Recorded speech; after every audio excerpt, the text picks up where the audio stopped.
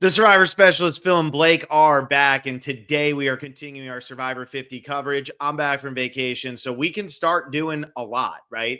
Today, Blake and I are going to be talking about the biggest snubs, which, as Con Hair 789 says, damn, RHAP stole your thunder on this one. Came out 2 hours ago. Look, we're not really in the competition there, so, go ahead. Take it. That's fine. We're going to do a different podcast, though, so it's okay. Wednesday, Will and I will still be doing our winner chances for all of the players on the season. And then next Monday, Alexa's coming back. She's going to make her first appearance of Survivor 50. And we are going to be talking about the relationships of the players. And maybe by that point, fingers crossed, we might even have some tribes, which would be pretty cool. So we'll see if we have something like that going. I'll call Jeff on the Jeff phone and ask him if we can get some of that stuff for you guys. Dude, I mean, that would be great because then we could actually get into the dynamics, which I think is what everybody wants to do, right? We can have all this hypothetical and all of that like we did back on the cast reaction, which if you haven't checked out, go check it out. But we're going to be talking about the biggest snubs today because I feel like snubs are how people are feeling, right? I feel like we got all the positive of our last one out. Yeah. Yeah, there was so much positivity. I think though, like Survivor fans are the fan base where it's like, here's what we don't have. And Jiu-Jitsu here says biggest snub is not having Will on this pod. Look, getting Will for the next 2 weeks is no easy task. The man is on set for stuff. It is not easy. So the fact that he's even going to be here Wednesday is a massive W to get that in. But everybody's going to be making their appearances. Everybody's going to be doing their thing. I need Catholic Karate to show up in the chat and have my back. Where is he at? I know. Where is Blake's 1 or 2 fans? But so I wanted to do this as I'm taking 10 pre-40 people that I feel were snubbed here. And I am taking 10 players from the new era who I feel were snubbed here. I don't care about, an even ratio of men versus women here. Because I'm literally just looking at it as I'm not necessarily replacing people, right? That's not what my goal is with this. My goal is just if we were to look at this and say, who truly deserves to be on this season? These are the people I felt. And then Blake was like, well, I kind of want to talk about some of these middle era people, or maybe they don't even deserve it, but it's like this era of the 20s and the early 30s is a real era of Survivor. Like it is something that happened. There were players. Absolutely not on 50 at all. Where you're like, okay, we knew that you guys watched David versus Goliath on Netflix, so we're gonna put those people on, and then everybody else, none for you, Glenn Coco. And you're like, well, that I really liked some of that. That's after I moved to LA, after I started watching it more as a fan with some friends and had some those are some of my favorite people. Why haven't they come back? They haven't had an All-Stars chance because 40s was winners, and then we got like 4 of them, and they're not our favorite people from those seasons of like, who is going to say Ben is it their favorite person from that season? Who's going to say Adam Klein is their favorite person from that season? Who's going to say Nick is their favorite person from that season? And it's like, you can have that opinion, but there's a lot of people that didn't quite make it. And San Juan del Sur, like that's one that I have I love. And I know that's probably 27 to 37, I think is what I'm talking about. Like, that's where I'm not going to focus, but I think that's where a lot of my old era are just going to be more middle era than Phil's. Yeah, exactly. And then you have my wife in here who says Terry Dietz. So that just tells you everything you need to know. He's on the cast. Dude, I mean, like, I'm not going to mention him, but I had to throw that comment up. Look, if they had done a better job of casting the old era, I might have been able to mention him. Like, I don't have Davey on my list, and I feel like Davey's a massive snub. But I feel like they really did a poor job of capturing the early essence of Survivor, because at this point, I don't really count Ozzy and Sari as old school survivors. Like, we've seen them both in the 30s. So even though they might have originated on 12 and 13, we've seen them pretty recently, right? Like, it's not that long ago that this happened. So I don't even consider them. Like Stephanie, Colby, we haven't seen them since season 20. I'll take that. And they're older. Jenna Lewis, I'm excited about. But I feel like they did a pretty poor job with they did a really bad job with the new era, which we talked about a lot in our cast assessment, whatever reaction. But they did a pretty poor job with that older era too, because they missed, in my opinion, you're talking about they missed like 27 through 30, whatever anyway. But they really did miss a lot of people from these early seasons. And that's where I'm going. And the fact that they are including winners from the new era, I have 2 winners on my list too, because I think it's insane that there's not 2 winners from the old school. Like, I almost think I was talking to a player earlier today, and he'll be happy for me to say his name. So I was talking to Troyzan today, right? I was talking to him. And so you just saw him at Publix, or where was he at? No, he was in the midst of being hit with a thunderstorm, and the thunderstorm was making its way my way. So we talked on the phone, and it was glorious. We talked for about an hour and a half, and we went all over the map. But one of the things that we talked about was, if you're going to do a winners season or winners on the season, you almost need to make a whole tribe of winners. And so like what is 2 or 3 winners going to do, especially when you have a good pool from the earlier seasons? That's what makes me mad. Like, there are one-time winners that we've been clamoring to see. And I understand they can't get Natalie White. Like, I understand Natalie White has vanished off the face of the earth. She wants nothing to do with it. But I can tell you with certainty that Mike Holloway would play again, and Todd would play again, and Chris Doherty would play again, and Vesepia would play again. Earl, I know, is tough for them to get, but like, you have so many people to pull from here. And honestly, I didn't get my fix of Yule. I could take more Yule, because I feel like we were so close to getting exciting, fun Yule in Survivor 40, and then his time was just cut short. So for me, if you're going to go winners, I feel like there were more to choose from. So I do have some winners on my list.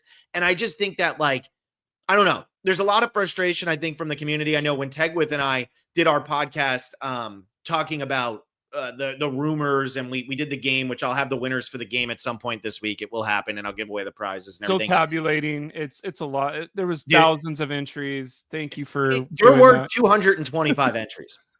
That's a lot. So 225 entries, and I had to sit here and I'm scoring it. And the thing is, like, if you entered after, what was it? It was May 18th at 1 p.m. Like, I have the timestamp, so your entry does not count. I had one person who literally came in here and like posted it the day that the cast was announced. Like, that's not how that works. Like, crazily enough, that person was. I like that. I like that energy. Yeah, that's what Blake would do for sure. So anyway, I just, like, I don't know. There's a lot of ways to go with this, and I feel like there's so much frustration in how the cast went. Tegwith and I we got 12 of the names right, and we only guessed 20. So we actually did do pretty well. And that was with thinking Elizabeth was a lock. You guys are specialists. We've been told nonstop that Elizabeth was a lock. So we didn't do bad. So anyway, here we are. We're going to talk about some snubs. We got Lolly in here. You can't have a season 50 without Kelly Wentworth, and that's a hill I will die on. Kelly Wentworth, like, she's not here. Like, where Kelly Wentworth's not here. And that's somebody who, maybe she's an alternate. Maybe divine intervention will get Kelly Wentworth on the show. Could you imagine? We're just going to pretend everyone's an alternate if we haven't seen them post on social media, because I feel like there has to be some alternates right now. And that would be the only thing that could, like, throw this completely off of, like, Stephanie LaGrossa stubs her toe and somebody steps in and changes history and wins the game. It'd be crazy. I mean, it would be so funny, because you have to assume, like, if somebody goes out there and they literally get strep throat the day before the game, like, they're not going to play, right? Like, they're done. And so there has to be an alternate. Like, there has to be somebody standing out there right now on the island that Jeff did not announce. Maybe those alternates are coming from 49, because Jeff never actually named who it was. So maybe 6 people from 49 are standing out there right now. And all of a sudden Colby has to leave. So now we get whatever other name is in there that's not Riz God. I don't know. Anyway, Greg, what was it? I have one more disclaimer before we go to. Go ahead. I think what's really cool about Survivor and my relationship with it and your relationship with it and probably people's relationship with it in the comment section is this is a living thing. Like, whenever you watch Snake Plissken to escape to New York, he's the coolest action hero, and he doesn't have a life after that. Like, but some of your favorite people go on and do dumb shows afterwards where you're like, well, I really liked you your first time, but then you went on this other show, or maybe you said some weird stuff, or I met you in person and that ruined my Survivor edited opinion of you because I met you in person, shook your hand. You're not a big terrifying teddy bear, or wow, you seem so smart on Survivor, but I just saw you try to order a drink at a bar and it took you an hour to order a drink because you don't have the social stuff or whatever. So I think I'm gonna say a lot of dumb stuff in this next hour, but I think it's kind of where I'm at right now with these people, and kind of like I think this is where not this exact moment would work for them, but I think this is in my head of why hasn't this person come back? And I think most of these people could take a spot from some of my least favorite of these 24 that currently have a spot. And that's where I'm at with this list of that didn't really seem like you were wholeheartedly into it. Or if you're like, I disagree wholeheartedly, what I'm trying to say is I would rather see this person play a second time than one of these people play a fourth, one of these people play a third, or I don't know who these people from 49 are. So why are we doing And I think that's ultimately right. When you're talking about snubs, it's not necessarily like the 10th ranked person I have as a snub isn't necessarily somebody that I'm like, well, they absolutely should have been on this season. Like, I think that there's like Christian and Angelina had to be on this season. So there you go. That's fine. Chrissy, I'm good with. So that automatically makes it to the 10th person. But I'm just saying, like, these are the people who legitimately, in my opinion, have a gripe. And there are people that I don't have that didn't make the cut for my list. Johnny Fairplay, right? Lex. Like, I'm going really old school with some of these, but I'm trying to think of people who really made the game of Survivor what it is. Rupert. Like, Rupert is still, to this day, one of the biggest names. Russell Hantz. I know that he has gone out and he had his one video on YouTube where he essentially like yelled at Jeff, but that is somebody who turned Survivor into what it is. And I try to think of who were the biggest players in certain eras. And I almost consider the first 3 seasons each their own individual era, like Hatch and Rudy, and then Colby and Jerry, and then you have Lex, Ethan, Big Tom, and then you start to get in, okay, what's the next era? Well, that would be Rupert, who's the biggest one. And yes, Rupert is a much bigger name than Rob Cesternino when you're talking about just playing Survivor. Maybe not in the grand scheme, because Rob Cesternino, what he's able to do with his podcast, but when you're just looking at playing Survivor, Rupert is the bigger name. So I tried to look at some stuff like that. And these are people that I don't have that didn't make the cut. Lauren, who's in this chat right now, like, I don't have Lauren on my list, and everybody knows that I love Lauren and want to have Lauren on the season. I mean, she was the winner of our Second Chance 2 thing, but I just feel like there are so many names that they totally whiffed on here. And then when you start including winners, you're like, wow, from the old school, there's a lot of people who I think have a legitimate gripe with how this went. Now, I don't have Elizabeth on here, because I don't actually think Elizabeth is that big of a snub. I think had she not been rumored for so long, none of us even really would have been talking about her very much. I don't have, what do you call it? I totally drew a blank, but I don't have Elizabeth. Okay. I don't have Elizabeth. And I think that might, well, she should have been there. Amanda. I don't have Amanda because I truly think that at this point she might have dropped out. And so Amanda is somebody that I think absolutely paved the way for what the show is. But I have 2 other China people on here that I think are more important. Now, a lot of people have been talking about the Courtney Yates cameo that came out. But at the end of that Courtney Yates cameo, she says something along the lines of, I don't know if I was going to play anyway, which to me, if what production was kind of saying and what Jeff was kind of saying is, I want to be super excited about these people. Wow. Blake's number 1. Okay. But if they're going to be super excited about this, about playing and everything, Courtney might just not have brought that. But we're going to talk about Courtney because why not? Also, Blake has left. I don't know if he meant to do that. I honestly think that was accidental. We're going to find out soon. But while I wait for him, Gregory Washington says, like this video and subscribe so Phil doesn't have to say it at the 26-minute mark. Yes, do that. Also, on the finale, when I said go over and leave an Apple Podcast review, we got 39 reviews. 39 reviews. One of them was terrible. I hate that person. I don't like them. Their name was _111_1 and said that we sounded corporate and we used big words and one of us had a really thick accent. Don't like that person if that even is their real name. Everybody else, thank you. Their real name is 111.1. Yeah, I'm sure. I just disappeared, right? My bad. Dude, what are you showing? What do you have that written on? You gotta be careful. Is your address gonna be on there? What are you doing? Yeah, Blake's over here showing his social security number to everybody. Dude. Crap. All right. Anyway, So we're going to be diving in all of that. Kevin Hernandez here with the super chat. In hindsight, 40 should have been a regular returnee season with a question mark. So this is asked as a question, not as a statement. Maybe. I think Winners at War was a really cool idea. And I think Winners at War was kind of like Survivor flexing that we could put 20 people here. How's that feel? Like, we're that good. We can do 20 winners. That's how iconic we are. And you're going to like care about all of these winners, which I think we did.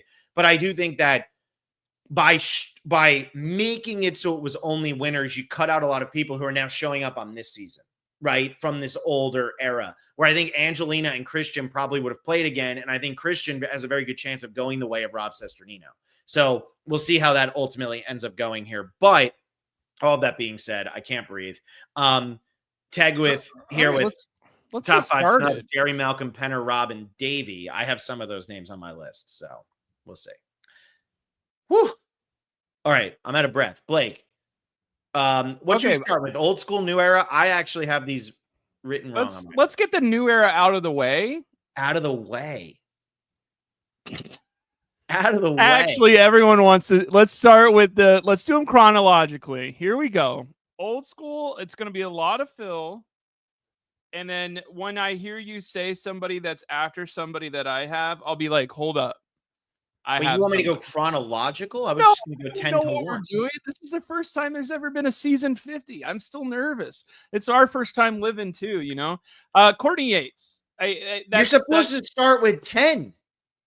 What do you mean 10? You're supposed to start with the one on your list you're least down. Started. I didn't even number these. Okay, you go first then. I'll start. Oh, you're going in chronological order. Okay, so Blake is ranking his players the same way Jeff ranked his top 25 seasons when Jeff also put 6 of the 8 most recent seasons, didn't include 41 and 43, which screw 41, that's fine, but no 43 is crazy. And then also didn't include Australia or Africa, which are the seasons that literally built the show. So that was crazy. It was a crazy article. Good job by Bloom, though, to get that. That was pretty cool. Anyway, my number 10 for the old school, I am going to go with Cass. I think there should have been Cagayan representation on this season. I don't need to see Tony again. I really didn't want any of the winners from Winners at War. I think that Cass should have been the person. You're not going to put Riemann on the show now because everybody knew him as Spencer. Now he's Riemann, and I think that's going to be problematic from like a consistency for a lot of the casuals and stuff like that. And also, he wasn't all that great in Second Chance, right? Like, he went to the end. He didn't win, so I think he's going to be out.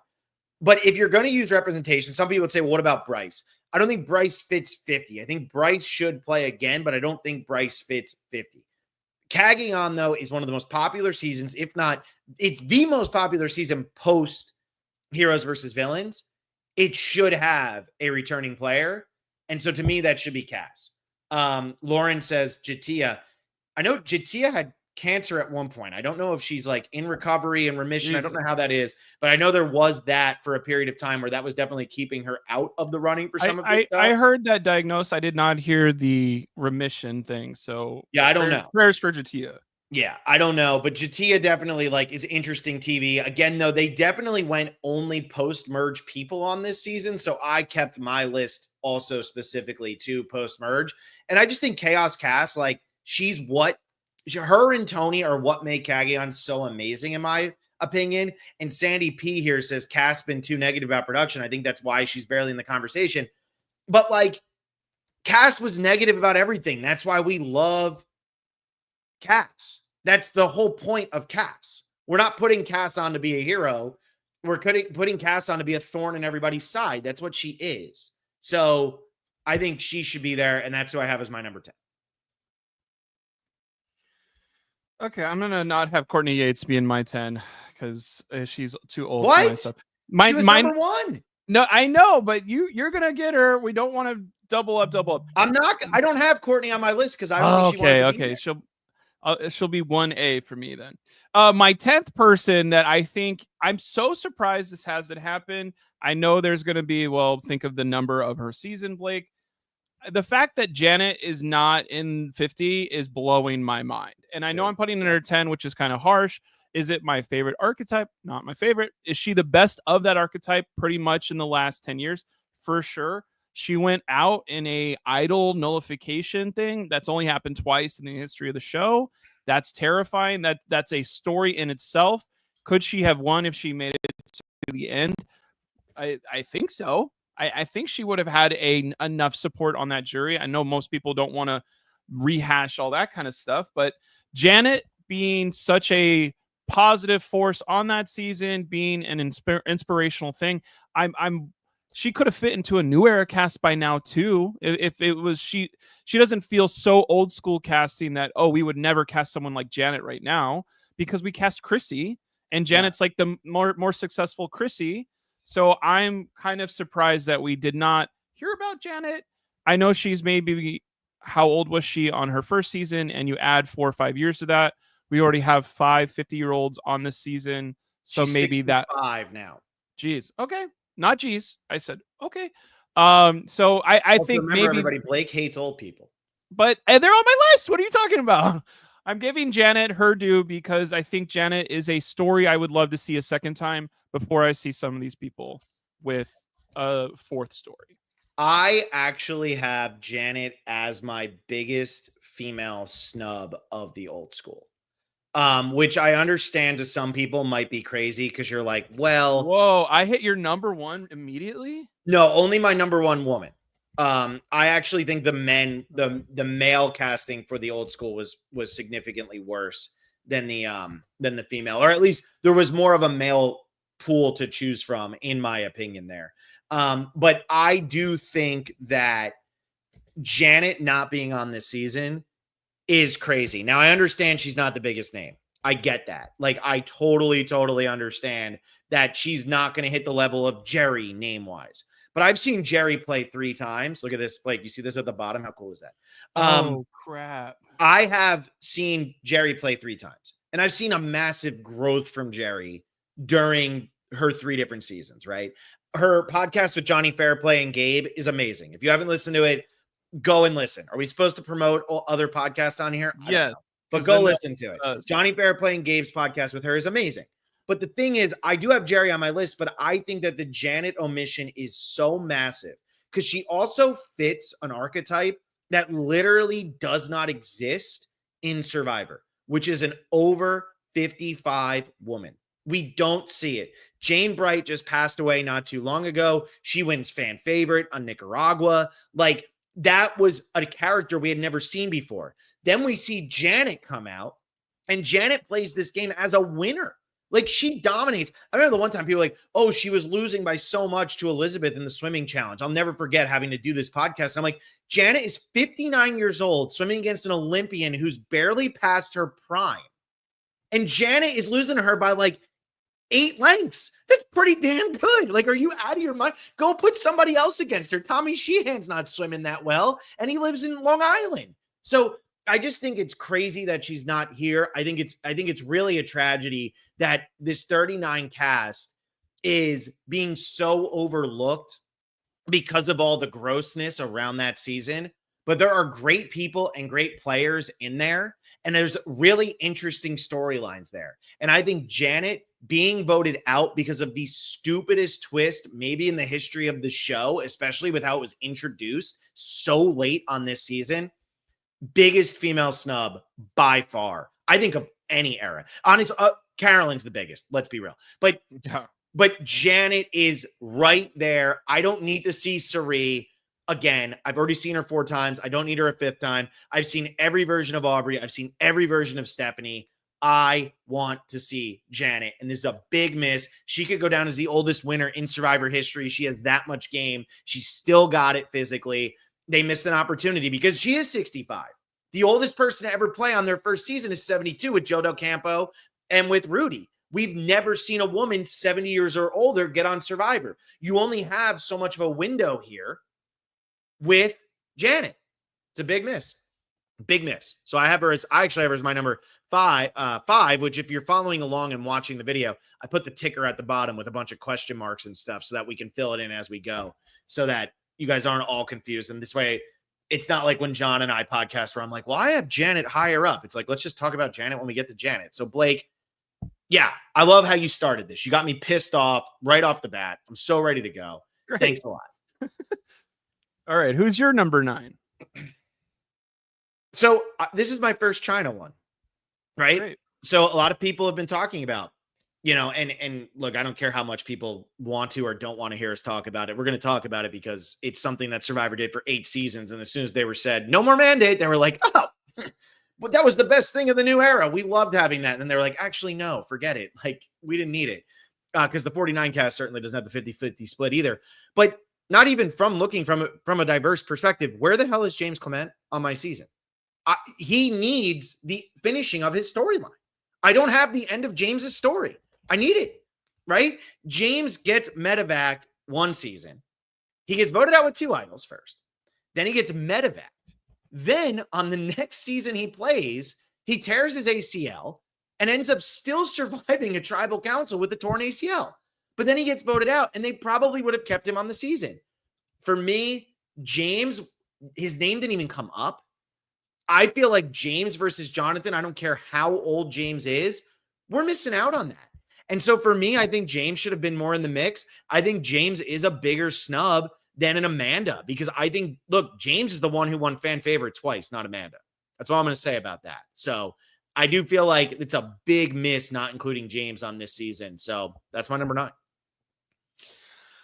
I feel like mine's going to look so weird if you picked a 2-time like fan favorite of all time, a Sprint Award winner player or whatever. And my number 9 is Pete Yurkowski. Like Philippines Pete Yurkowski as your number 9? Yeah, like I wouldn't put him higher than this, but like I think Pete Yurkowski was on that tribe where they crushed everyone. He is in the trio of Abby Maria, Roberta, St. Clair, RC. And RC and her dad were maybe going to be on Blood versus Water. And Abby has come back a couple times. But Pete put up with both of those girls. But it even took them to wins in all of those immunities with people that hated each other. And I think it's something where it's easy to look at. We need some hot guys on this season too. I'm sure he's looking even better if he's got some gray hairs in his beard. Thank you, Pride Month. But I got to shave before I podcast with you. My God. Oh yeah, I'm so attracted to Phil. So Pete Yurkowski, I think, is somebody that, why have we not seen him back? Is it because he didn't deserve it? Or is it because, oh, well, he didn't fit into Blood versus Water. Oh, well, he didn't fit into Second Chance because somebody else we liked a little more. But then it's like, well, why does he fit into 50, Blake? And I think it's something where this is our last look for a lot of these people. If they didn't get into 50, they're never getting in to anything else. So this is the last time Pete Yurkowski will be mentioned, because when there's a 55 season, when there's a 60 season, it'll be all new era. I mean, honestly, Blake, this is the whole thing. So A. Cook says he doesn't get enough credit for causing all that Abby Maria RC drama. For the person who started off our podcast with a comment that said, RHAP really stole your thunder on this, this is why they didn't. Because Blake just mentioned Pete Yurkowski on Biggest Snubs for Survivor 50. And I love that. I love that. Because this is what you were talking about, though, beforehand, when it was like, well, I don't want to just pick all the same people as you. And when you think about it, it's like they literally pretend that seasons 21 through 30 do not exist. They are pretending they don't exist. The only person I think who's returning from that era is literally Coach, right? And that was his 3rd time that he played. So I feel that these are the types of people where it's like, you could have had them in the conversation and replaced somebody else. There were good casting choices throughout there. And like we had the comment up there that said, AC, who said he doesn't get enough credit for causing all that Abby, Maria, and RC drama. Is this going to literally be somebody that you're saying biggest legend ever? No, not necessarily. But if you're talking about Ozzy for the 5th time or somebody like this, to me, like, yeah, I would be more curious to see what the hell Pete's going to do than how Ozzy. has Pete's life changed? There's a bunch of people where it's like, how did your life change? Are you still gonna be an asshole? Because we kind of want that. But if you did the whole thing of like, Survivor really changed my life, and it made me look within, and like, I'm coming back, but I'm also smarter too. I'd be like, oh damn, like, pop out, like, and I know most people are gonna just say that in their casting tape anyway. But there's some people that when they say it, they mean it. I don't know if Pete has that in him, but I think any version of Pete, whether he's an asshole again or he's like, he is somebody who, I don't think they lost a single challenge in the pre-merge, or did, because they all made it to the merge. Yeah. they kicked everyone's ass. And I think Pete was a big part of that. And like, there's a pre-merge of 50 that we want to have be interesting too. Mm-hmm. And I think he makes a pre-merge interesting and then gets immediately voted out at 12, 11, or 10. And you say, thank you, Pete, for all your contributions. Yeah. And I mean, the thing is too, I think what's fascinating is like when this cast came out, who were the people we were most shocked by, right? Aubrey, Mike White, because his name hadn't really been circling, right? Tiffany. Mm-hmm. We were shocked, but not necessarily in a positive way. And I do think that there would have been some people where the name could have come up and we could have said, what? Really? That person? But then at the same time, you would have said, but I'm kind of curious what they're going to do. Now, I think I probably would have been so confused by Pete, and Will would have been screaming at the top of his lungs on our last podcast. But it is one of those things where why aren't we acknowledging these other seasons? And I'm going to have Malcolm very high on my list coming up in a bit here, because Malcolm is an insane omission from this season, like absolutely insane. And I know that Rob Sesternino, I guess, had, at least from what I've heard, because I haven't listened to the podcast, but when he went on Drop Your Buffs, he was saying he didn't feel that he was, as passionate about, oh, I'm going to come back, blah, blah, blah.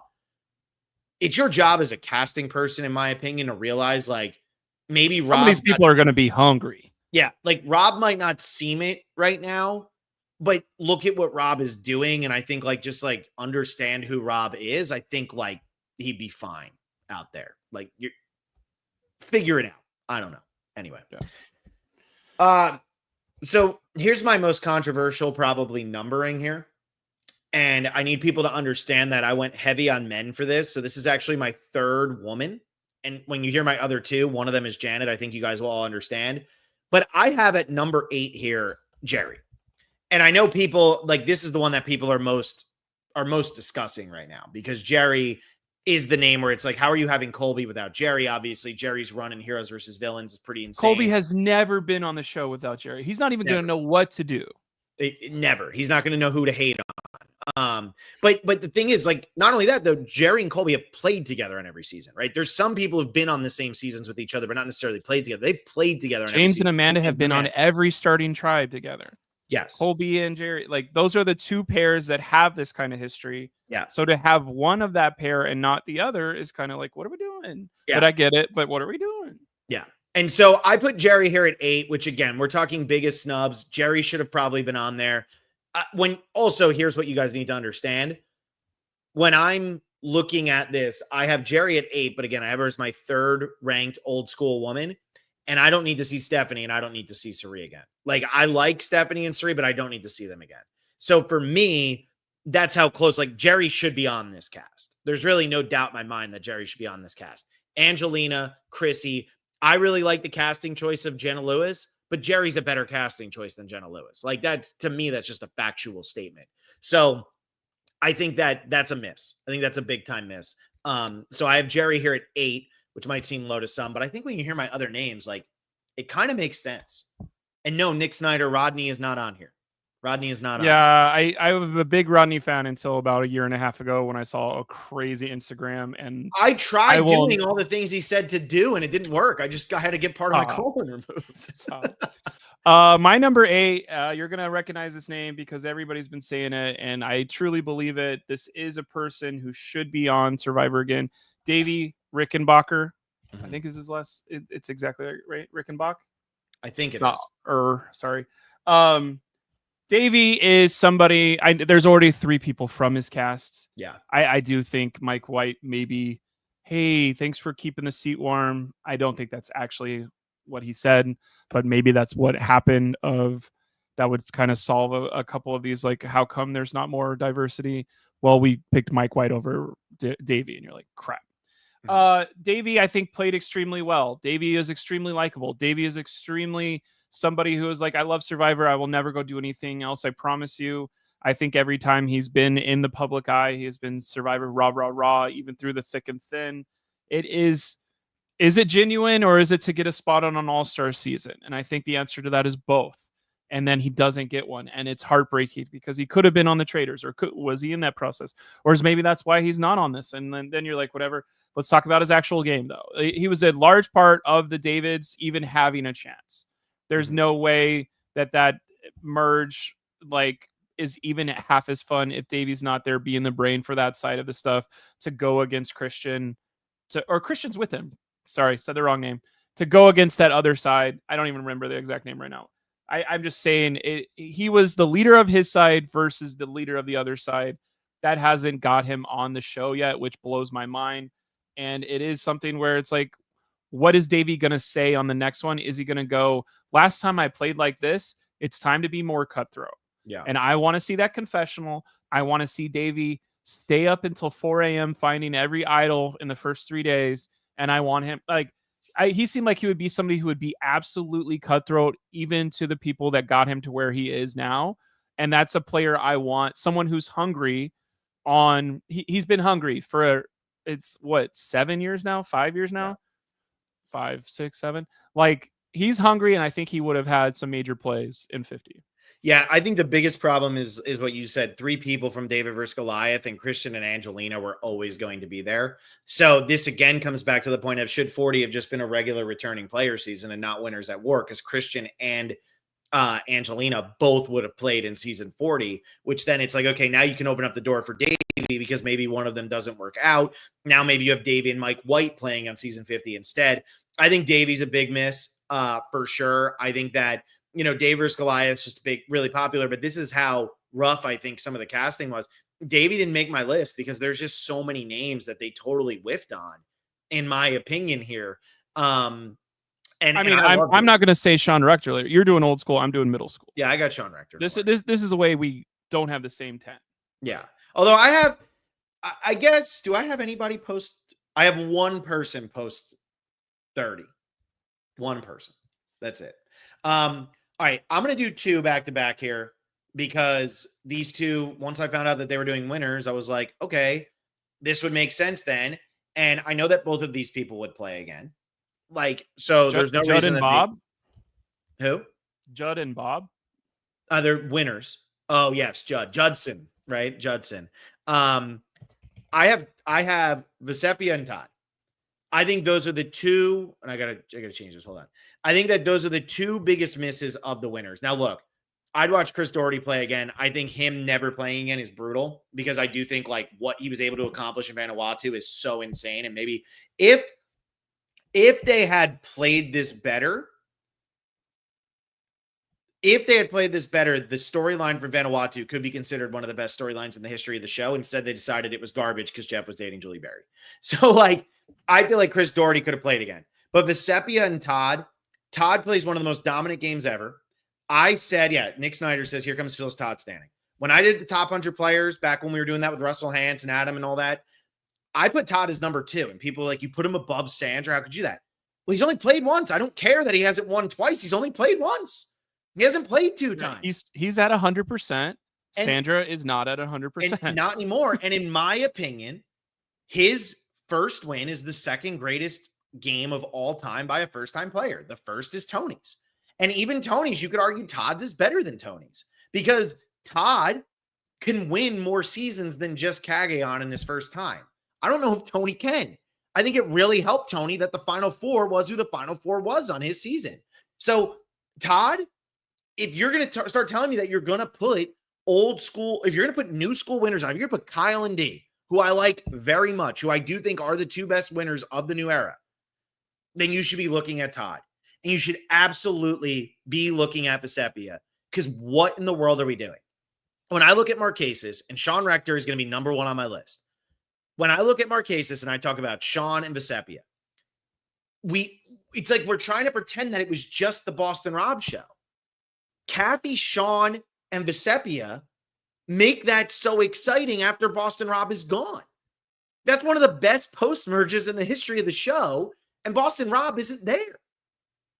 And so I just think that it's totally crazy that Vesepia isn't on here if they're going to do winners. Like, how are you bringing Kyle and D back and not saying Vesepia? You should be getting the call. Again, Vesepia or Stephanie. Vesepia or Sari, Vesepia or Aubrey. To me, it's a no-brainer. We've seen them to death. And it seems like when it came to the old school casting, and I'm talking old school, the criteria for making it was being that you played more than once. You couldn't be legendary enough for season 50 unless you had played more than once. And I don't think they necessarily nailed it with who's the most legendary. CBS is the one that didn't put them on a second time. That's what I'm saying. So it's like, come on, you guys. You did 2 in a row. My 2 in a row. I mean, I'm all the way up to 5 now. Are going to pale in comparison to yours once again, but there's going to be a theme here. You're going to see what's going on here. Chase Rice, number 7 from Nicaragua. Some representation of a season that they have not had anybody on besides Brenda. And Chase Rice has a little bit of a, wow, what a successful career after Survivor. And maybe that's a thing where, wow, that's what happened to Mike White. Mike White was famous before. But for our celebration season, who's somebody that could bring in a new audience? Who's somebody that's, once again, pretty attractive? We got to put hot people on TV again. That's another thing that it makes more sense than not when you actually think about it. Who wouldn't be a game bot? Who wouldn't do this? Chase Rice is, I think, somebody that probably, I'm not going to say he regrets his Survivor time. I'm not going to say he is mad he got second place every day, but I'm sure he would love to right some wrong of how did those people pick Judd over me? And it made sense at the time. But when you think about it and you hear everyone say Judd is one of the worst 2 or 3 winners in the history of the show, that probably has to eat at you. And it probably makes you hungry to come back. And I swear if somebody posts a video of Chase Rice going, I don't really care, it was a pretty fun experience, I'll never do it again, then everything I said just now was stupid.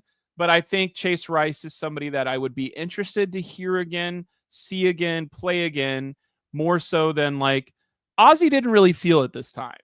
And then that's another dude that's like, and I'm picking on Ozzy, but there's some other people in here. Like, Coach a 4th time. Coach is going to say some wacky stuff, but is he going to go early because everyone's like, it's the same old Coach? Who cares? Yeah. When like, I'm not going to say Chase Rice is on par with Coach, but these are the spots that are getting taken up. And it's like, would you rather watch Coach a 4th time or take a shot on somebody to do this second time? Because like, who was better on Survivor a second time? And like, Parvati would never, I swear, I don't even know this person. Now we're enemies forever. There is something that I want to say of like, I don't think Parvati would have gotten on 50 if she hadn't gotten called back a second time.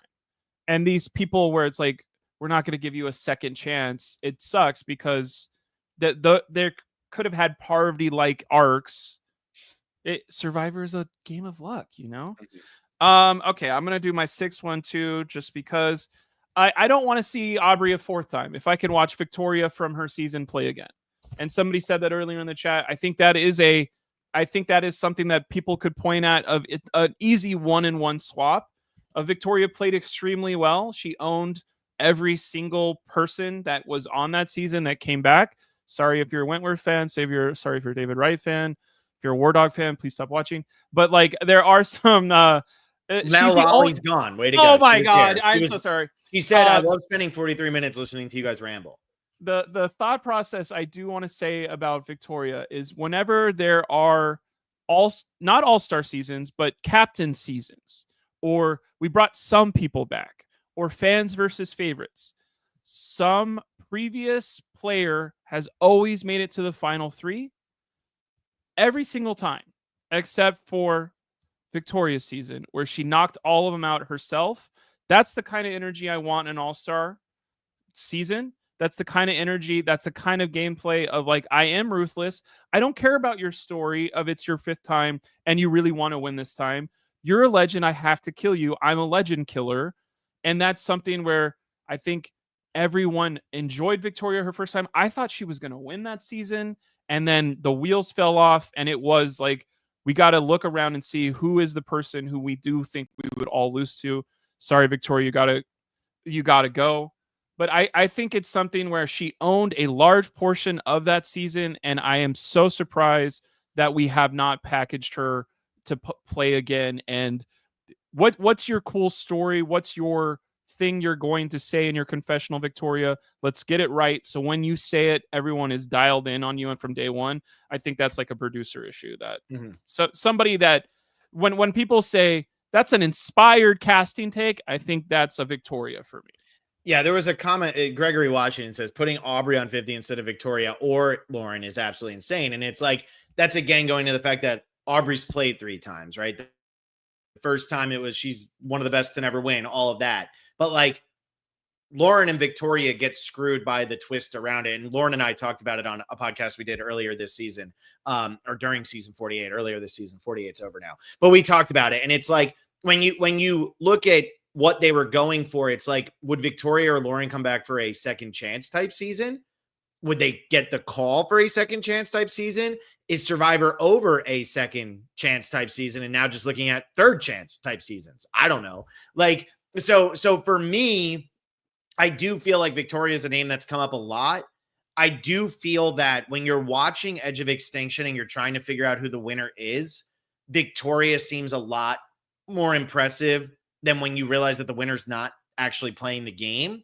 Because then I think it's like, oh, okay, well, maybe Victoria wasn't popping. Like the whole Lesu tribe just takes over so much of the screen time in that season, which is why we're seeing Rick Devens again, right? Like the Lesu tribe is who we see the most of on that season. So, but I like it. I'll take Victoria here. Again, like you said, that's an easy 1-for-1 swap. I don't know. Who do you have at 5? Because I'm already at 5. Actually, before you do that, let's get some stars here. Trav Herod, Terry Dietz, Danielle DiLorenzo, Mama C, Jim Rice, Sabrina, Dom, Malcolm, Andrea, Jerry, and Corinne are on my short list.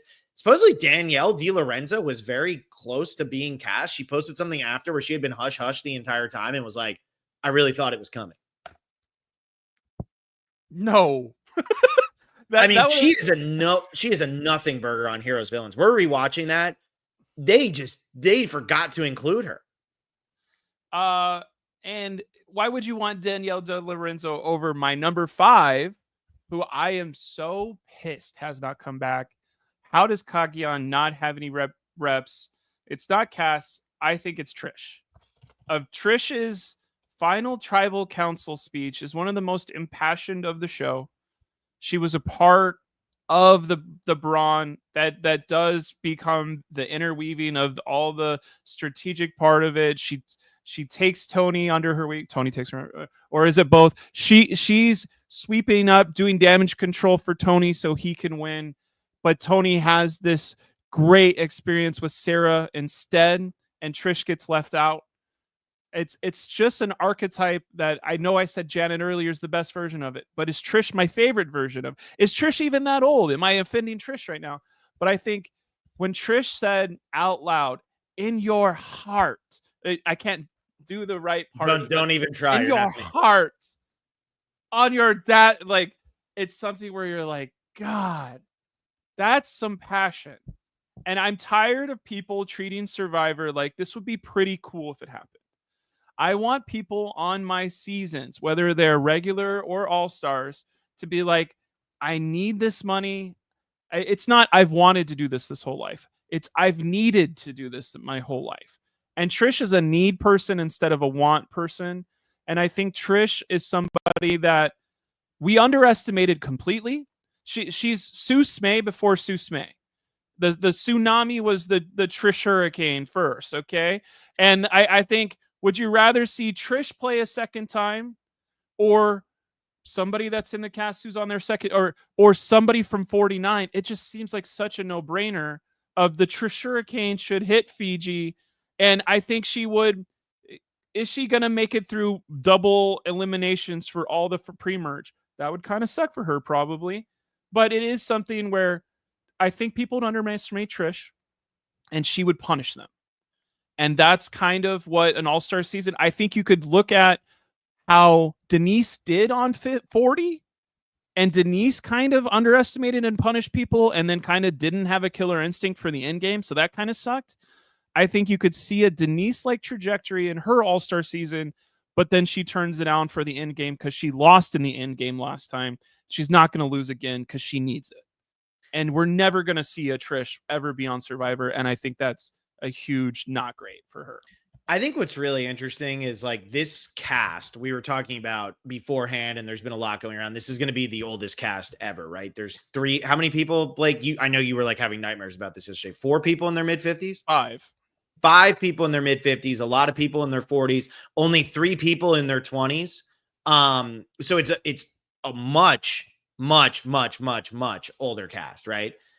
And yet we're sitting here and some of the people we've mentioned they fit that older demographic now. Jerry's a little bit older. Cass is older. Trish is older.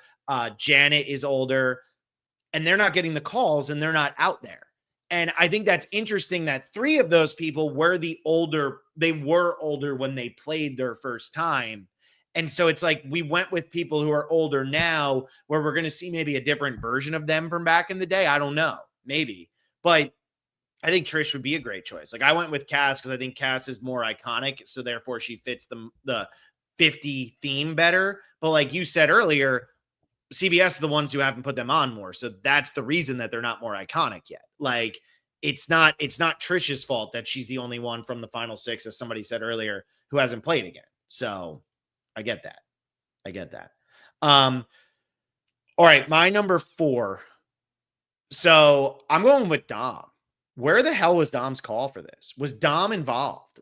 I know on the other thing, I was like, well, maybe Dom's sick or something. I have no idea. But it's like, is Dom not on here because he went and played the challenge? Like, are we really being that petty where Dom's not going to play again because he went and played the challenge on a season that had like 7 other Survivor players, multiple of which had just played season 40? Like, really? I don't know. I think that's crazy. I feel like that would be this isn't going to hurt my chances, right? And at the time they go, of course not. And then they change their mind later. Yeah.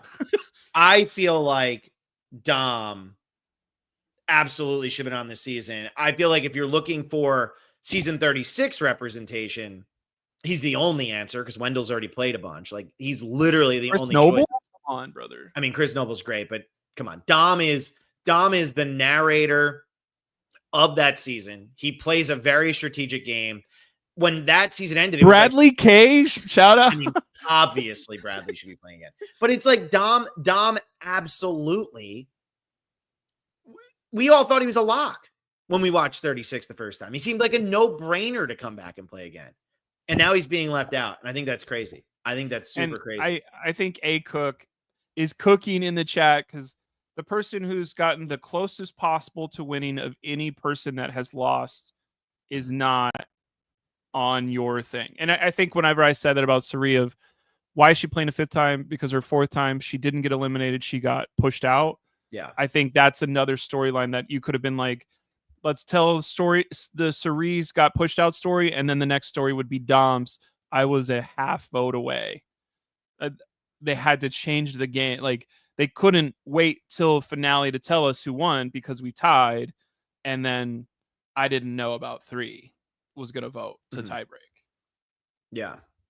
I mean, I don't know how Dom's not here.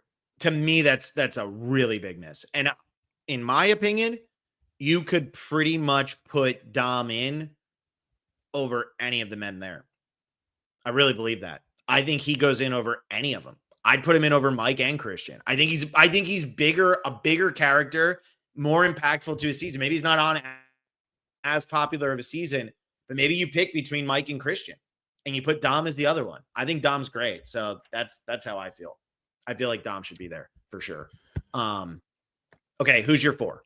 My 4. We still have a whole new era to do, everybody. Too. We're almost an hour in. We're going to be here a while. Number 4 is somebody that it's just Hayden Moss from Blood versus Water. We saw him win Big Brother first. He's the only person to go from Big Brother to Survivor that did really well. I do know about Beast Mode Cowboy, but who cares?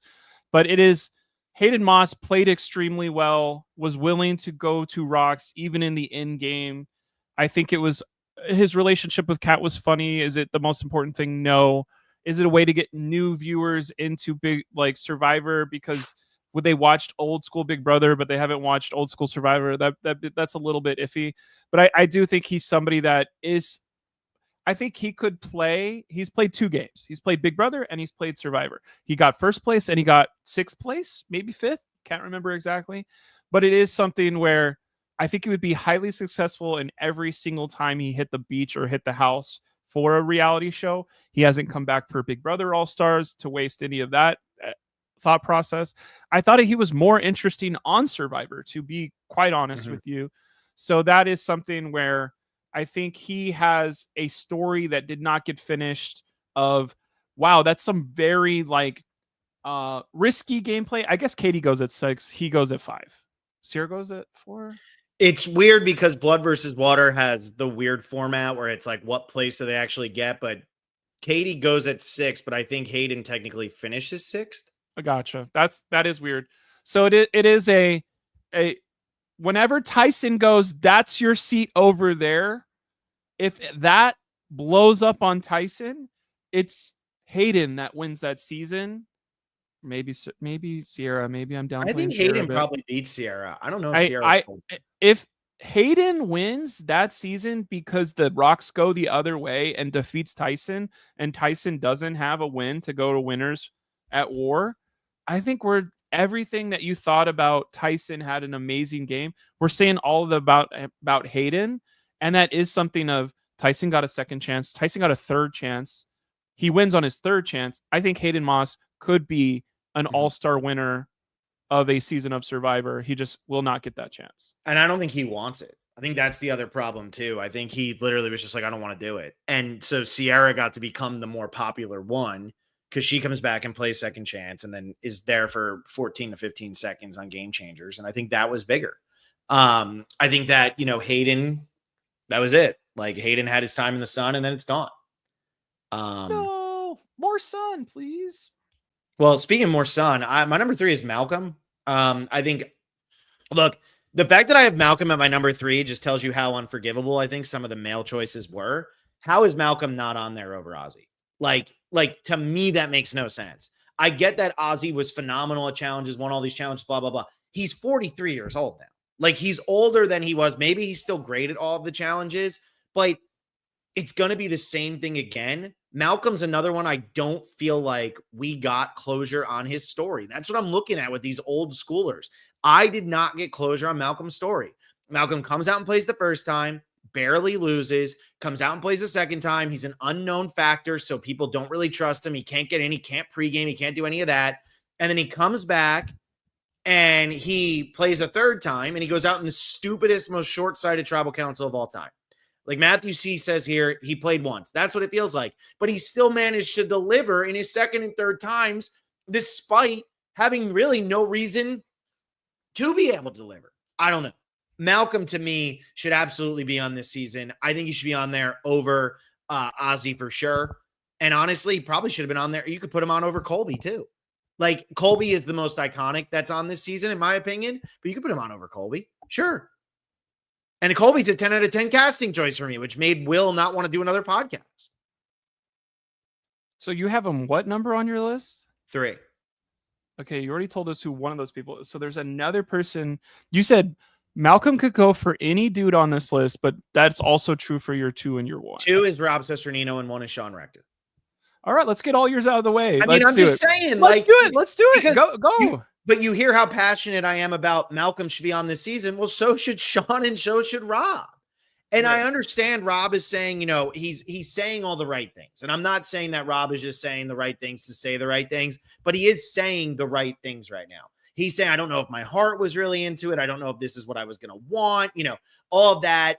I don't think I was passionate enough when it came time to do it. But at the end of the day, Rob Sesternino should be on this cast. Like he should be there. And if he was cut because they didn't feel like he had the passion there, go listen to his podcast and tell me he doesn't have a passion for Survivor and that he wouldn't go out there and play the game. I think that's crazy. He's got the best relationship out of everybody with CBS and with Jeff and with Survivor. Out of any former player, maybe with the exception of Devins, D, and Charlie, who are all on the season because they all got to do the podcast with him.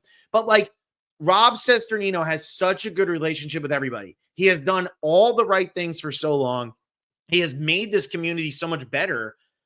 I don't know how he's not on there. I don't know if he made the club condo, snubs, but we're saying it here and he's not my boss. Like Rob Sesternino should be on. It would behoove this podcast to not have Rob be on this season and be my hope was that he'd go on the season and then whoever was running his empire while he was gone would blow it and we would just rise up the ranks. No, but like I really do think that he should be there. And Matthew sees his heart's not in anymore, whatever. I just think it doesn't make sense. And number 1 is Sean Rector. He's going to be number 1 until Survivor's over and we're all dead. Because Sean Rector never playing again is so stupid at this point. Dalton Ross has been saying it since season 8. We've all been saying it. He should be playing Survivor again. He's one of the most iconic early season people, and he's only played once, right? I wanted Lex to be on my list because I feel like Lex should be there, right? I think that there are so many people who should be on or should have been in consideration, or maybe this should have just been more of an old school skewing season. I've said that a lot. But I am putting as my number one biggest snub a one-time player, because the fact that Sean Rector has played one time and has never played again is just absolute insanity to me. So yeah, Malcolm's my 3, Rob C is my 2, Sean is my 1, and that's why Jerry's my 8. Because it's just crazy. The my top 4 men of Dom, Malcolm, Rob C, and Sean, to me, those should have been locks. They should have been locks. So we already said this earlier. Sean's not on my list because it was going to be on Phil's list. Sean is the reason I watched Survivor. I saw his episode where it's the final 9. I saw the episode where he rolls around in the sand with Pascal. I think I've mentioned this a couple times. Sean Rector is somebody I did not know personally growing up. It is a completely, I'm from Texas. I don't know people from Harlem. I know people from Texas, but it was a very eye-opening experience where this is somebody that is so cool, so confident in their own way, so aggravating to certain people in a different way as well, but just so themselves that I was like, oh, you don't have to apologize. You don't have to, I don't want to say grovel. You don't have to do the normal things to not get voted out on Survivor. You could sidestep that. You could outwork them. You could out mental. The flip at 9 had not happened before. And it was when you say bet on black, I said that for probably 8 years of my life when it didn't make sense.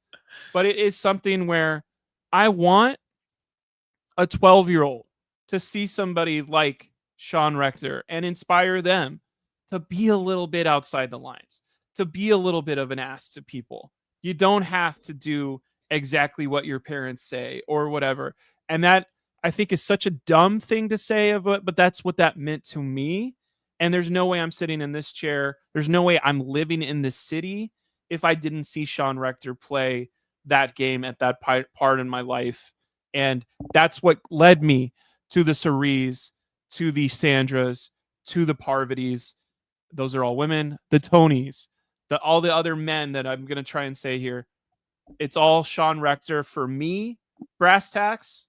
And I know some other people have some from the first 4 seasons, but that's mine. Yeah. And to have him never come back is not, it's not maddening. It's not so sad. It's literally, it's fucked. So yeah. And I know we have Mary Duda here who's like, time to let it go, blah, blah. This is the last time we're gonna be able to talk about Sean because he's never gonna be in consideration again. And nobody's ever gonna hold the candle for him anymore. Like, it's over. This is the last time that Sean is literally going to be in consideration for anything. And the thing is, he was in consideration for this. And that's where it's wild that like they're putting these people on the call and they're not doing it. And I think what's also so brutal about this is Sean and Bisepia are the first players in Survivor history to successfully convince members of the majority to join the minority to overtake the majority. And it's a game-winning move for one of them. And neither of them have ever played again.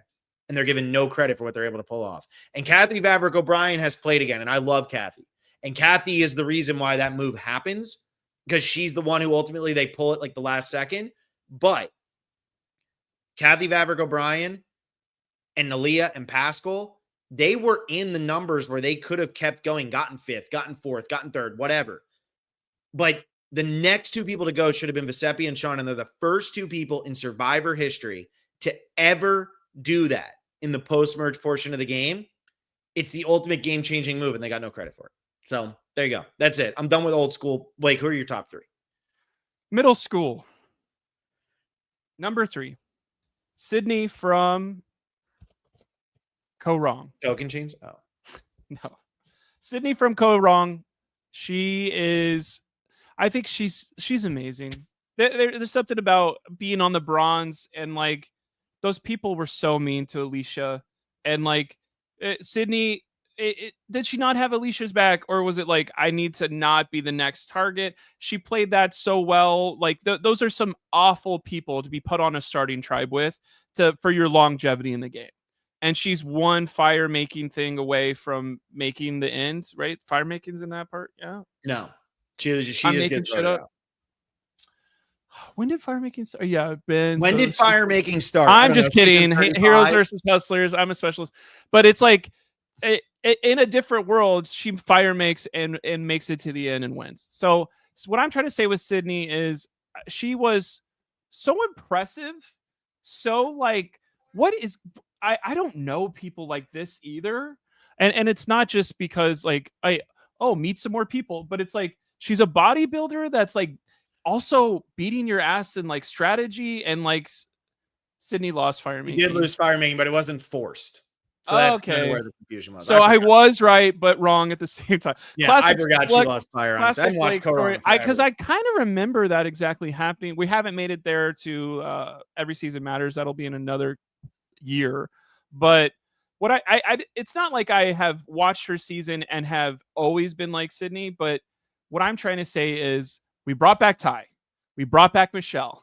We brought back Aubrey again and again and again. The only person from that end game that hasn't had their story retold is, I think, the one who would have had a chance to beat all three of those people that did tell their story again and some more. So, Sydney, what do you have for us? I know she kind of said something about the first time she went, it kind of wrecked her bodybuilding for a while because you do lose so much muscle on the island. So there was like, I need to finish my bodybuilding career. I've heard, I don't know if that's verbatim or if those are rumors, but it's just something where it's like, why did Sydney never play again? Some of that stuff we've already said, but I want to see her over Aubrey. I'm picking on Aubrey. I'm going to pick on Aubrey a little bit here, but also that would help out with some diversity. That would help out with some older middle school people that there's clearly a just black hole of not those people on the season. Yeah. And like, that's the thing. Like, again, we're picking on Aubrey, but we've watched Aubrey play 3 times. Right. I'm picking on Ozzy because I've watched Ozzy play 4 times. I'm picking on Suri because I've watched her play 4 times. I'm picking on Stephanie because I watched her play 3 times. That's why I'm picking on these people. There were other options. And Blake, I think you've only listed pretty much for the most part 1-time players. So there you go. Who do you got at 2 and 1? Yeah, he said, not gonna lie, if they have Blake's 10 and 50, I wouldn't watch it. There's still 2 left, okay? Jacqueline from San Juan del Sur is somebody that I have loved my entire life. I love San Juan del Sur so much. I think her and her beau, John Mish, on that beach when they were not talking to each other for 8 hours is some of the most compelling, like, oh, that made the entire Blood versus Water 2 seasons worth it, was that episode. And Jacqueline had a story of, I don't know if I'm going to be able to have kids. It's really a rough thing. I need this money to help my life move forward with John. And they got $100,000 and she played extremely well. And maybe she can't beat the powerhouse that is Natalie Anderson because, Jacqueline, did you vote who I voted for you for? And it's like, I can imagine when I'm talking about when someone needs to come back, when someone needs to change their story, Jacqueline is strong enough to win a season. I think Natalie was just there to beat her, where you go, Jacqueline, what did you learn from that? What do you want to change for your story for the next season? When you're asking those producer questions, when you get to the beach and they're about to, this is 50, Jacqueline, what do you want to do? I think she is someone that she was so compelling the first time around. She's going to have the answers through that. She's going to go, this is what this means to my family. This is what Survivor did for me. This is what I want Survivor to do for me now. This is what I'm super hardcore going to be going for. And it's just something where when you watch back San Juan del Sur, I don't think you're like, oh, why is Jacqueline still here? I think she's super compelling. Maybe this is more of a her story of finally becoming a mom. I'm never going to be a mom, but I would relate to that. So. Yeah, and Gregory Washington, his comment here is her story of finally becoming a mom after Survivor would do numbers with moms. Like, I agree. And I think, like, you know, when I'm looking at Joe, a lot of people from, you know, for New Era, they're like, oh, do we really need to see Joe play? We just saw him play. I want to see Joe play without Eva. And I honestly think Jacqueline playing without John would be interesting.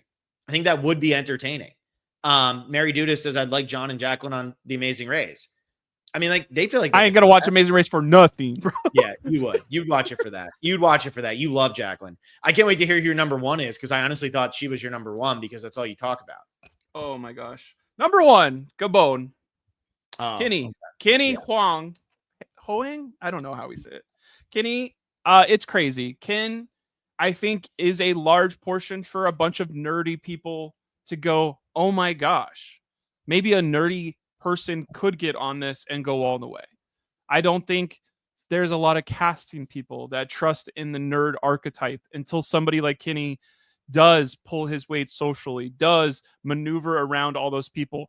Gabon is such a cluster F, that like he's a big part of that cluster F, and him being part of a 50 brings a little bit of the chaos.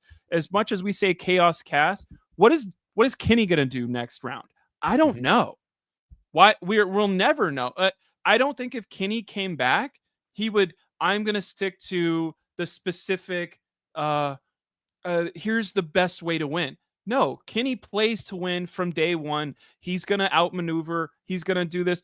The only thing he messed up on his final stuff was like, I was so overconfident I flew too close to the sun. And that's a Survivor thing that you can fix on your second time. And it is, he's the best Asian male rep for this thing. What do we need right now? Where's the Asian guy in our cast? Does Kenny want to play again? If he does and gets voted out 24th, 23rd, 22nd, at least we gave him that chance. And he did say something about, I can't wait to watch Survivor for 50. I think that there was a tweet or something like that. So he's around. Like, it is something of, why haven't we seen Kenny play again? And he's kind of in the 20s to 30s, but he's on. I mean, he's on 17. It's that because, I mean, Gabon was skipped by Jeff, and everybody's asking Courtney. It's like, no, we talked about Courtney at the beginning, where Courtney just, it doesn't seem like she actually was going to play, right? Blake Courtney's there. I would watch Courtney Yates on every season, but that cameo, everybody's like, oh, Courtney was so into playing, and at the very end of the cameo, she's like, I don't know if I was going to play anyway. It's like, oh. So like she wasn't actually, she kind of feels like she might have cut herself there. So I don't know. But yeah, so Kenny, I think, is a good pick. I mean, I would watch Kenny play again. I think he's just been overshadowed, and I think that stinks. And yeah, I guess he was in the running for Snake in the Grass or something like that, which is something that he said not too recently. And somebody asked, where's Todd? And I had Todd on my list. Anyway. All right. So that's and also, if you disagree with all this, roast me in the comments. That's fine. I'm going to watch 50 either way, but there's some of these people I am saying, I do think they're not better than everyone on that cast, but I hope these people got called, got interviewed, and there's a reason why they're not on. Yeah. For me, I feel like I went with the classics, the people who were all really heard about. And I feel like Blake went more of, here's just names, like, don't forget these people. And it seems like they were all just forgotten. It's like the 20s are just continuously considered horrible. And yeah, there's some bad seasons in there, but there's some good casting. Yeah, don't roast me, guys. Yeah. Blake decided I don't want that. I'm very mentally fragile right now. I can't play therapist tonight, guys. This podcast is going to go way longer than I thought it was going to. But look, I need to go to sleep. And everyone loves talking about 50, like 160 people right now on a Monday. Like, people are pumped for this shit. Let's do New Era stuff. We need a new ticker. We're gonna do New Era. I also want to say this, Blake, before we get going. Thunderstorm rolling in South Florida. I sent my link to my phone. If I lose power, I'm gonna do my best. That's all I'm saying. I'll just do all of mine, and then we'll quit after if you're gone. Yeah. All right. So look, I have the New Era banner already ready to go. Look at that. Hell yeah, brother. So this is where we're definitely gonna have some overlap, right? Like, there's no way we're not. I wouldn't be surprised if we had the exact same 10. Yeah, just maybe in a different order. Anyway, so first I want to bring up this comment from John Millsip. Wendell expressed a theory on the Purple Pants podcast, which I didn't know John listened to that. That bothers me. That adding the 2 New Era winners might be a way to make it so pre-New Era doesn't get wiped out like the old school players did in Winners at War. I have to say something. Do Kyle and Dee know that? Yeah, I have to say this about the old school before we move on. There's this rumor and there's these theories running around that like the game's going to move too fast for Jenna Lewis and Colby and blah, blah, blah, blah, blah, blah, blah. Here's the deal. They get on the island and it's a 4-4 split like we all think it's going to be. All it takes is one New Era person going to Shipwheel Island or wherever the hell it is, going on a journey, losing their vote. And now the old school players have the advantage. Everybody's, the game's going to move too fast for them. Well, not if they're able to slow it down, which is possible because it's so even, right? So I don't think that old school is going to get wiped out. I still think Will and I are going to do our winner chances on Wednesday, but I still think that Jenna Lewis has a very legitimate chance to win this season of Survivor. I really do. I know. That's crazy. So Ree's going to put the beware advantage that she finds next to the water well and wait for somebody to grab it. Yeah. What's that? This is the first time we're going into a returning player season where I actually feel like the old school people have a shot just because like there's a lot of them. So anyway, I got distracted by a text. I don't remember what my point was. Thanks, John. That's a text from John that distracted me, everybody. All right. Let's jump into the new era though. And let's start talking about these people. Number 10, I have Venus. Where the hell's Venus? What's Venus doing? Venus is my number 9. We're killing it.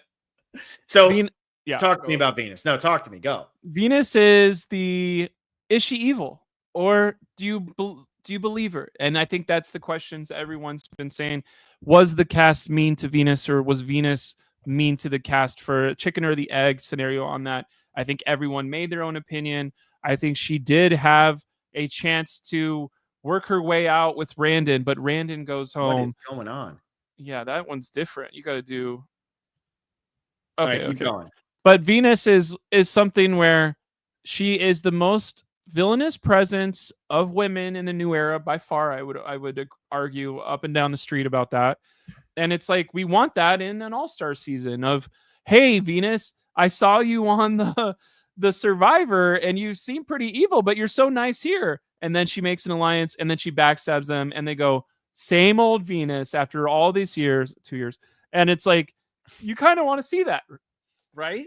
More so than some other people in the new era that maybe don't have that type of story, but it is, what do they want? Do they want Survivor is a show you can watch with your parents when you're 10 to you're 45. And Venus maybe doesn't fit into some of that. Mm-hmm. I think that Venus may have made some people mad with some of her Twitter antics and stuff like that.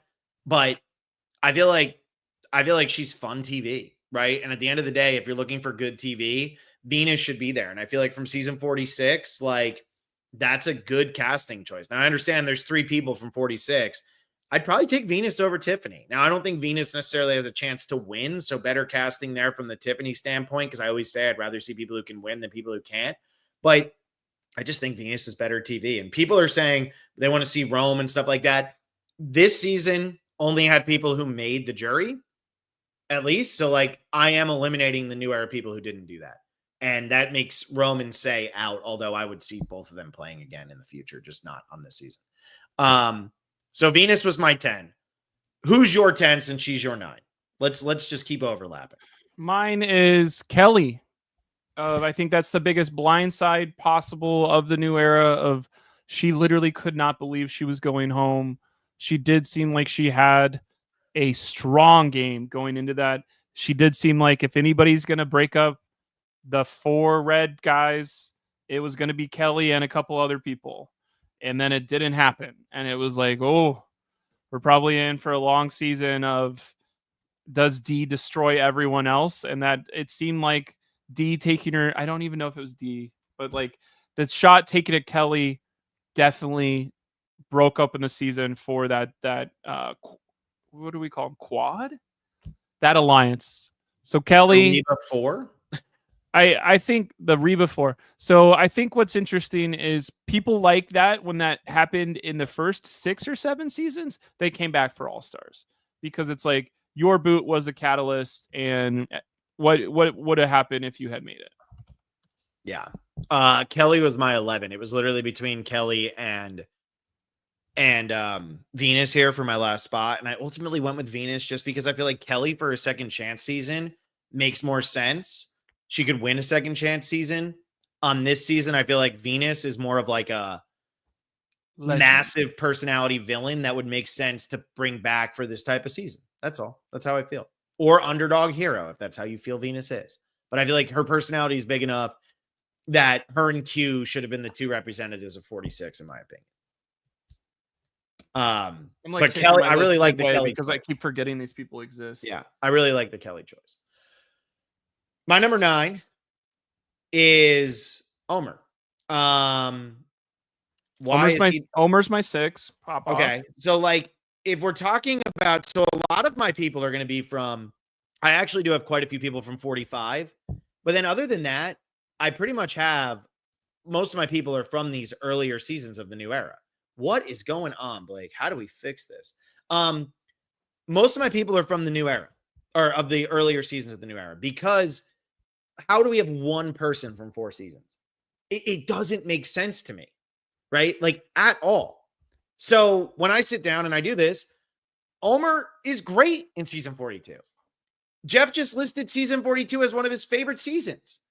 So why is Jonathan the only representative of that season? And why do we have 11 people from 45 through 49? I think that's crazy. I think Omer brings a lot to the game. I think he could win the game. Yeah, I want to watch him play again. I do. So I think that Omer should be there. And I think it's a big miss that he's not. He's Canadian. Right? That's true too. I think Omer is equal parts like it's just a thing where he's a strategist, but is Christian Hubicki better than him? So you're like, okay.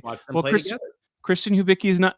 Is he the only person that could take Christian Hubicki? Or we want to see a meeting of the minds. We want to see some adversary. Like, I think Omer is somebody that, well, the first time, the only thing I keep talking about underestimating. Well, he's somebody that underestimated somebody. That person won, and then he could have a wonderful confession of like, it's always the person you least expect. That's how I lost to Marianne. I'm going to show you, here's the 3 people I least expect right now. I'm going to get them out first. I'll take some people that are maybe some overdogs, maybe some old schoolers, and I'll be able to beat them with my new era blank. And then it's like, wow, that really weaved together that whole thing. I'm not saying producing is easy, but I'm saying when you have watched Survivor forever, these things just become like, oh, of course Omer should have gotten on. Yeah, I think it's crazy too, because like you have these strategists in the new era, and we don't know what the 49 people are going to bring. But when you look at the cast, who are the true strategists, right? Like Genevieve is a strategist. Okay. Dee and Kyle are winners, so I'm not going to classify them as strategists. Charlie's not a strategist, I wouldn't say. Like Charlie was more of a narrator challenge guy. Joe's a challenge guy. Jonathan's a challenge guy. Now I'm saying them out of order, so I'm going to start forgetting some people. Q, definitely not a strategist. Tiffany, not a strategist. So why doesn't Omer fit this? If the new era has been so much about strategy and all of that, why don't they put probably the best strategist or second best strategist, aside from my number 1, onto this list? Camilla's there. Where's the Omer?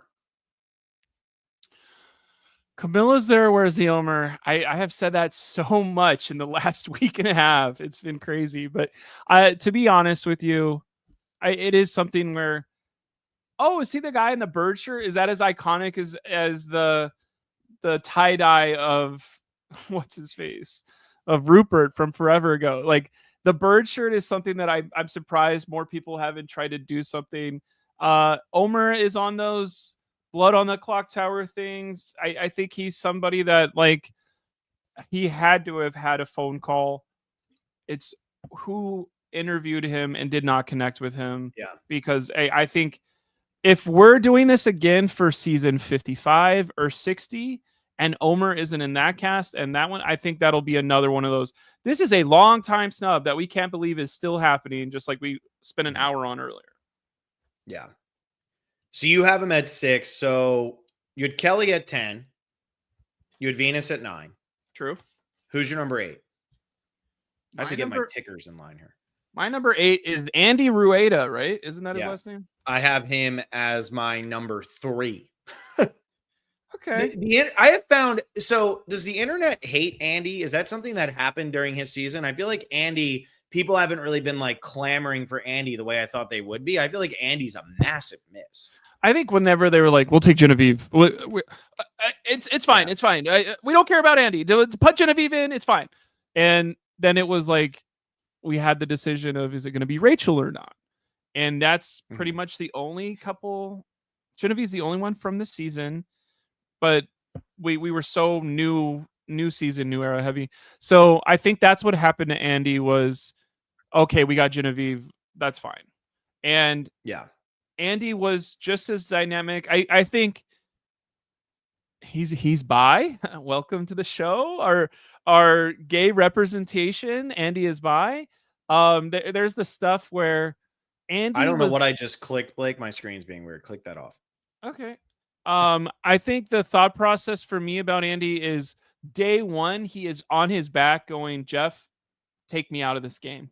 And they're like, we can't, you're not sick. And he's like, I'm out. And how does he make it? It's the number 1 best rated episode of all time of Survivor. You brought Genevieve back. The other layer of that was Andy. It's only possible with Andy flipping. And that's something where I think everyone will remember Operation Italy and how much it meant to, wow, the new era can have the heights of some old school Survivor. You just got to let it cook a little bit. You got to let it edit a little bit. You got to trust our casting process, and we will give you the goods, because 45, 46, and 47 back to back are some of the best. That's a really good threesome of Survivor, and he's part of it. And here's my biggest takeaway from Andy and like season 47 overall, because Andy's the only representative from 47 I have on here, but there's a lot of people that I would have considered here. If you were to ask most Survivor fans, what's your favorite season of the new era? Most of them are going to say 47. Most of them will. 46 is chaotic. Some people like the Gaboneness. Some people don't. 45, some people think the Reba 4 was too boring. 48 is definitely not in the mix. 43 is not in the mix. 44, 42, 41. It's 47. And yet 47 has 1 representative. And with 11 players from the last 5 seasons, 47 is the one that gets the least representation. Where is Sam? Where's Andy? Where's Gabe? Where's Kyle? Where's Teeny? Like, I don't understand what we're missing here. Where's Rachel? Why is Rachel not on the season? So the fact that it's only Genevieve, I think is really, really, really, really crazy. And I think that there should have been more people here. And Andy, absolutely, to me, he screams, his storyline just makes so much sense. And I know Will was sitting here and he was like, but we're not going to get more from him. Like, we already got his full arc. But so what? Like, on all-star seasons, a lot of times you are getting people who have had their full arc. Yeah, there's some people we want closure on, but in the new era, are there really 12 people that we want closure on who, oh, they can't bring anything? Like, getting Emily flipping back, nobody's like, ugh, can't believe we have to watch Emily again. Of course we want to watch Emily again, even if she's the second boot. I'm going to watch her. So, yeah, I think Andy absolutely should be on here. So he's who I have at number 3. Okay. I like Andy, and I just think there's big omissions, and I guess I am kind of giving Andy's story could be told by Genevieve, and she'll carry the torch for him, which isn't a fantastic argument or sentence, but I think that's what's going to have to happen. Does Andy play Survivor again in the future? It is kind of like, what would you rather have as a fan base? You have an actual shot to get on Survivor 9 times before we do an all-star season again? Because I think whenever there was all-stars every 4 seasons for that period, people were like, I'm never going to get on the show because they keep doing all-star seasons. Yeah, and Odette here says Andy was rumored to drop, if I'm not mistaken, but I've heard that, but I'm not sure. And like, I'm not going to buy into that one the way I'm going to buy into like some of the others, like Amanda and Courtney, who I do feel like, and Elizabeth, I feel like they dropped. And Courtney was cut, but again, I just keep going back to the end of that video where she was like, I don't know if I was going to play anyway. So that's just a big one for me. So as you can see from the bottom right now, my number 8 is Xander. I don't care that 41 is bad, and I don't care how you really feel about it. I think Xander pretty much was keeping 41 afloat along with one other person who is on my list. And I think that Ricard and Danny, they're good choices, and they are people that I would watch again, absolutely, especially Danny. I think Danny like really got so screwed here. But Xander was who all of the casuals loved. The casuals loved Xander. I feel like Xander is somebody who absolutely should have at least been called. I don't know if he was, but when we got done watching 41, like I know this because I can look at our tell-all numbers. There's no doubt he was the most popular person from his season. There's no doubt. Zero doubt in my mind. And I just think that it's almost like it's forgotten that Xander was there, right? He feels like the Vanuatu representation, right? Or the Guatemala representation. Why does Guatemala get nothing? Because it happened too far removed, and there were better versions of Judd, and there were better versions of Rafe. That kind of feels like what happened here with Xander, but I'm going to say Xander as my number 8. I think he should have played, and I think him and Liana, great relationships. The fact that he starts on that tribe that just wants to vote the men out, and then he keeps surviving, and he gets to 3rd, and he doesn't really know why he loses. I'd watch Xander play again. He's my number 8. You want to know where Xander's on my list? An alternate, like Alex Galvez says. There's speculation that Xander's an alternate for 50. Xander is on my list at number 34.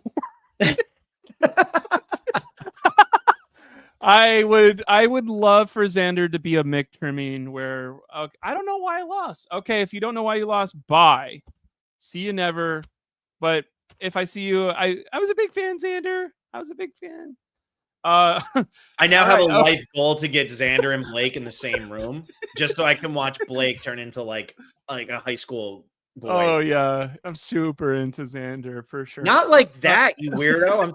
It's like over here. It's June 2nd. Blake's just Pride Month on the mind. Somebody said earlier, Blake's going with all the hot guys. That's fine. Yeah, it's my prerogative. You get your own podcast. You want to do your 7, or I have my 7? Okay, we can both do 7 if we want. I'm sure we have the same person. Jake O'Kane? Also Xander. I have Xander. I have Jake at 6. What the heck? Jake O'Kane is somebody that I think it's hilarious. I think he's going to be, he's not a bumbling idiot. He's a bumbling smart guy. Yeah. Which is a different flavor of that. Of what did Jake do to lose the game? A lot of things. What did Jake do to put himself above other people when he should have gone home? A lot of things. He put an idol in his crotch idol. That's kind of funny. He's hot. Jake, call me. Just kidding. He's not gay. But there is the idea of Jake was. We don't care about hotness anymore. We're that's that joke's been going. Here's Lolly, because she lived through this. Careful flirting with Xander on a podcast. I lived through that, Blake. Alexa and I lived through Lauren and Xander like having a fling because of the specialist. It was wonderful. It was a great thing. I don't know if fling is the right word there, but it was great. Yeah. It's great. The right word. Back to Jake. Jake, now he's going to be an established lawyer that is more confident. And boy, if he came out and was self-deprecating in that first 30 minutes of like, I played like an absolute idiot last time. Mm-hmm. Like, you may say I'm a bumbling smart guy. I was a bumbling idiot. I'll be the first one to say it. Everybody will be like, oh my God. And who's going to vote out Jake first? I think he performs well in challenges. He could do the whole thing like, last time I broke this challenge, Jeff, I'm so sorry. You have no idea how many people came up to that and was like, you better send Jeff a fruitcake every Christmas for the rest of your life, or something like that. Like, those are the moments I want on my all-star seasons. Jake is a welcome addition to any cast or wedding that I would ever be a part in if I was on Survivor or had a wedding. I have Jake at 6. I love Jake. I think that the third placers, I've talked about this with the new era a lot. I think the third placers all absolutely have worthy stories to play again. Like, I've talked a lot about Owen, right?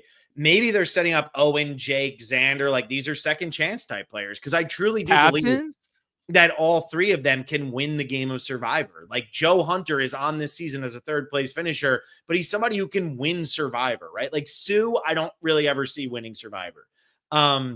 Maybe Ben could with the right cast, but 46 was certainly not the right cast for Ben.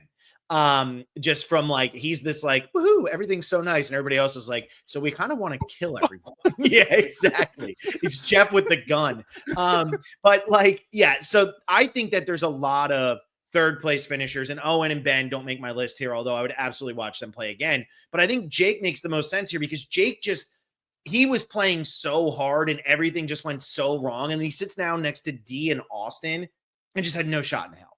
He just had no shot in hell because nothing went right for him the entire game. So I think Jake's a great choice. I have him at 6. How many lawyers have we had lose final tribal?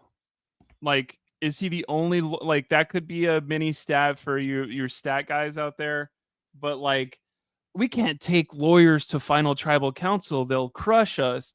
Like, Jake is he the exception or is he the rule on that? Like, Kyle's a lawyer and just beat everybody. Like, I think that's a funny, like, we keep bringing this stuff up. This is the payoff of that story.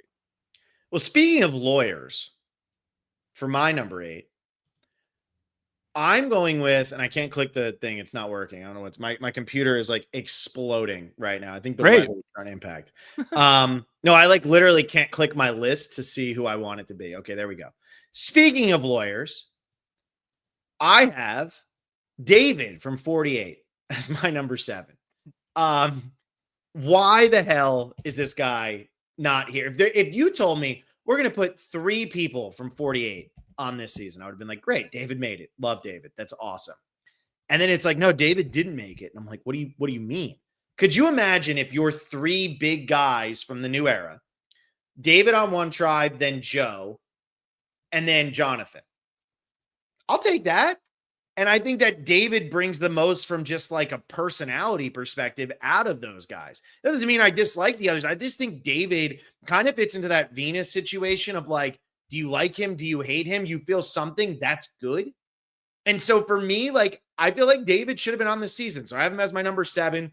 Again, there's a lot of people here that I have many people who are higher up on my list, but I just feel like to put 3 people from 48 on and not put him on, I think that's pretty crazy.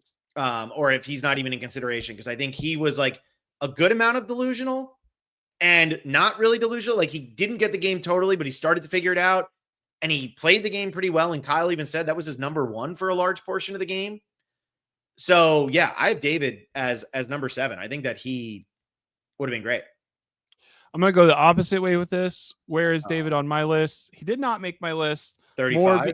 More because I don't want to give the impression to CBS that I thought 48 was a good season by wanting more people from that season. Yeah, see, I would not want David if there's already 3. I don't want 4 people from 48. But like Kyle, and it's not shade at Kyle or D, I just don't think that they belong on this season based on what we're seeing. And so to me, like, David could have easily replaced Kyle. Now that goes into the problem of the diversity situation like we've talked about, but still. I had a fun time podcasting season 48. All right, who's next? Yeah, you better say that, Blake. Yeah, David and Coach having conversations. Come on. Right. Imagine David telling Coach about how much he loves milk. And then you have Coach just like trying to figure out how to respond. Like, Coach actually invented milk. I don't know if you know that or not, but he invented it. So here we are. All right. Have we both done our 6s? My screen's doing something. Yeah. So we're both up to 5. Yes. Who's your 5? You do your 5 first. Well, I just said Jake. So here's the other part of this. Katurah. I think I think if you watch Katurah play, I think there was everything you could want in a Survivor player. Katurah had, of like, should she have been long gone sometimes? I don't know. She's played well. She's bickering with the old person on her tribe. Like, I like arguments. It was hilarious how much she hated Bruce. It was so funny. And then she kind of sneaks by at 5. That was a crazy vote. She's targeted because D is terrified of, is this my one mistake of like, if she gets to the end, she could get all the blue votes. Belu blue votes. I like Katurah. I think she's equally parts like, what did you just say is your story of growing up? I haven't heard a story like that growing up. Like, I grew up in this scenario. I've listened to 40,000 of them over the last 13 years in casting. And that one being on such a huge platform of I'm dead ass right now. This is how I grew up. And it's crazy what it means to me and whatever. I want to hear more stories from Kurtura. I don't know if I'll get it on a biography channel one day of like something different, or if it'll be on another season of Survivor. But I think Katura is great. Of like, I don't know. Maybe I don't have anything else to say, but it is kind of like she could have won if a lot of stuff happened. And what are we trying to do? Have interesting, fun people with cool stories that can win. That's what I think 50 should be. I feel like Katura's story was so one note. I felt like every confessional was about Bruce, and now Bruce isn't going to be on the season. And this isn't like Joe and Eva or like something like that, or like Jerry and Colby or something. To me, it just felt like so one-sided. And so for me, I don't know what Katura would bring on a second try. Like maybe she'd be okay, but I definitely don't feel like she got snubbed. Like she was, if you had Xander at 34, I had Katura at 44 because she was way less consideration than Rio had Xander even. But I can respect you. I'll be on. Okay. Yeah. Here's my last 45 though. I do have another 45. Caleb. I'm surprised that Caleb's not here. I really thought that he was going to be in the mix. I mean, if you really think about it, Caleb might have the biggest singular moment. Now, Operation Italy is a game, right? Operation Italy is an episode. That is a thing that happens. It's a whole entire plan that comes together and everything goes down. But Caleb might have the biggest moment of the new era from a just flat out, okay, Joe and Eva, great, that happened. But like Caleb coming in was with this safety without power. That was massive when that happened. He's incredibly likable. He's on the Lulu losers. He can't win anything. Everything goes wrong for him. And yet he still goes that far. I'm really surprised that we didn't hear his name circling more. I thought for sure he was going to be on here. I really did. I almost felt like he was going to be like lock status for a period of time there. So which is like, we thought that about it. Judd, and then who takes Judd's spot? We've said this forever ago of like, how did some of these people not make it into Micronesia? And I'm already not blinking. I'm not saying this correctly. It's gonna make sense in a second. No, it's not. So anyway, Caleb just got replaced by Kyle and Joe. He was replaced by, I feel like he was replaced by Kyle because Kyle even mentioned on the exit press interview I did with him where he was like, I just watched Caleb go through what I went through and I tried to change that. So he's even thinking in his head that his archetype is Caleb. Right. So that sucks for Caleb. Like, it is kind of cool. How many people have played a successful shot in the dark? Are we going to bring back Mary? Are we going to bring back Caleb? Like, Caleb would be the one that would win that battle.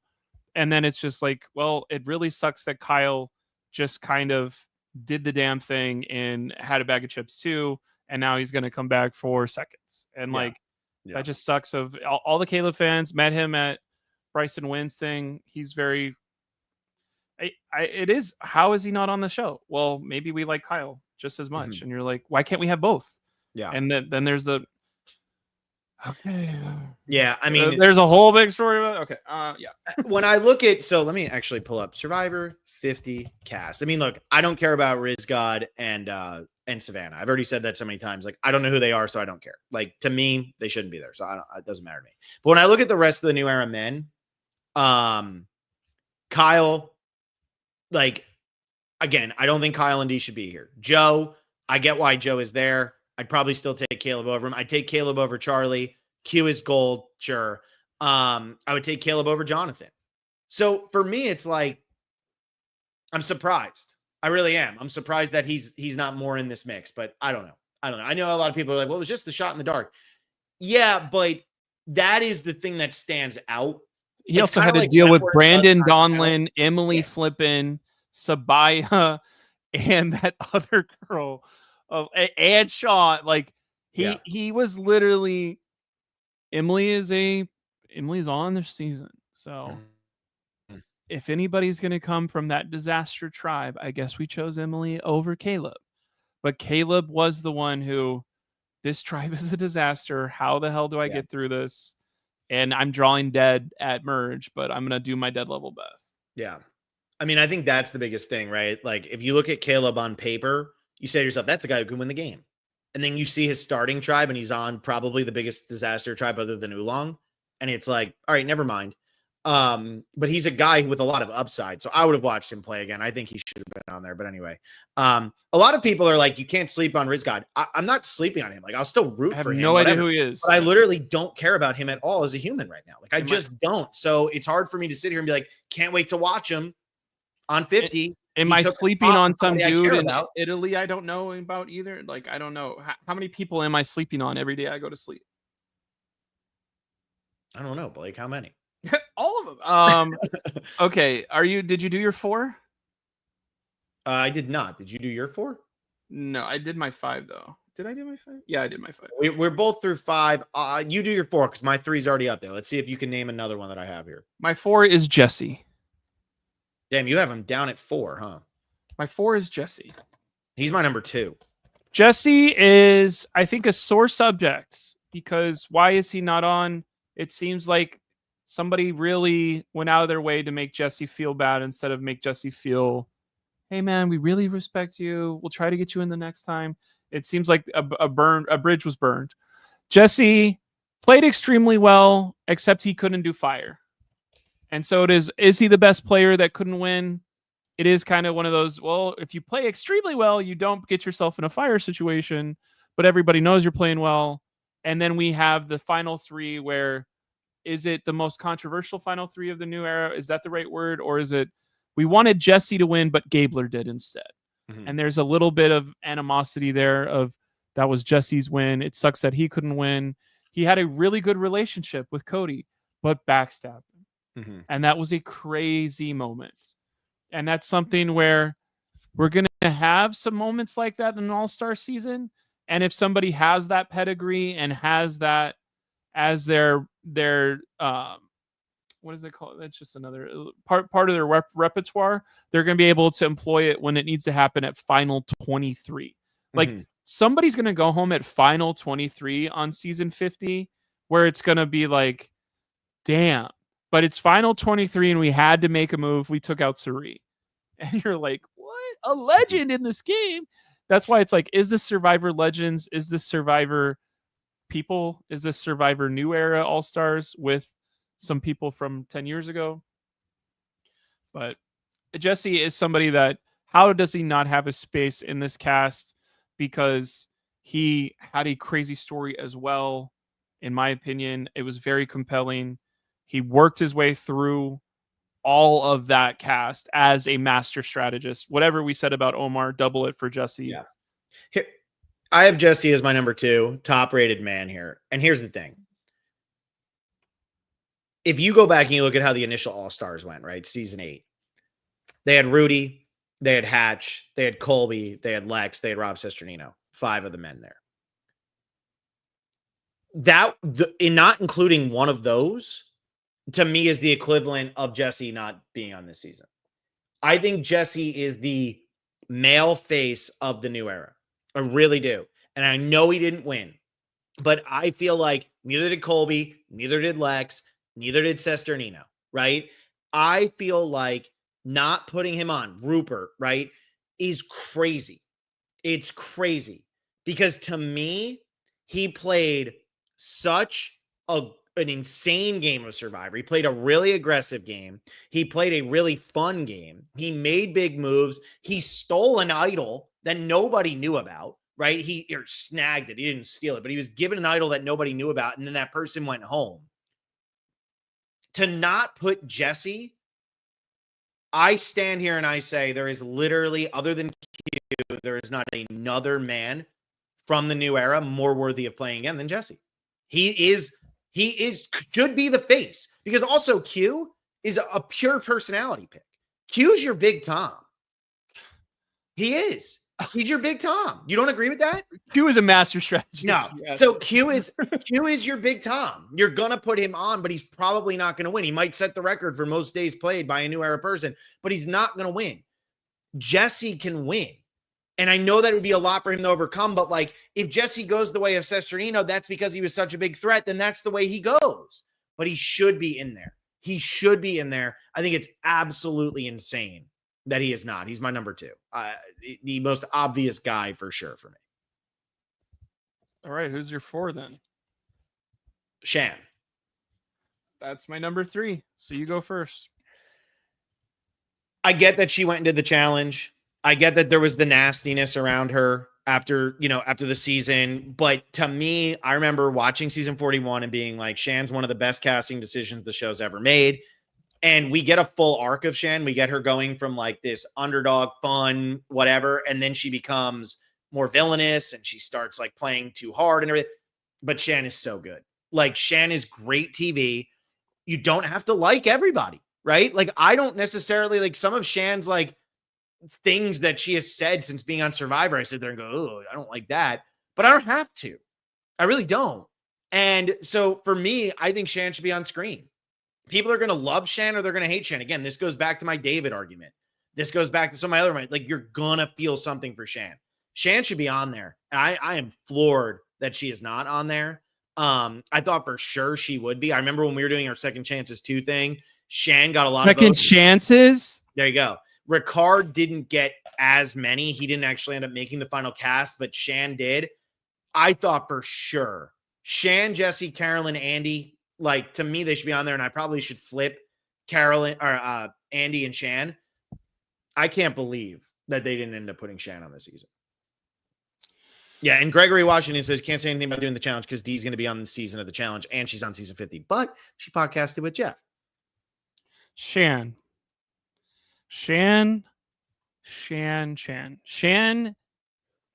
Welcome to the new era. The first month of new era we saw was Shan and Ricard. Yep. And that's it.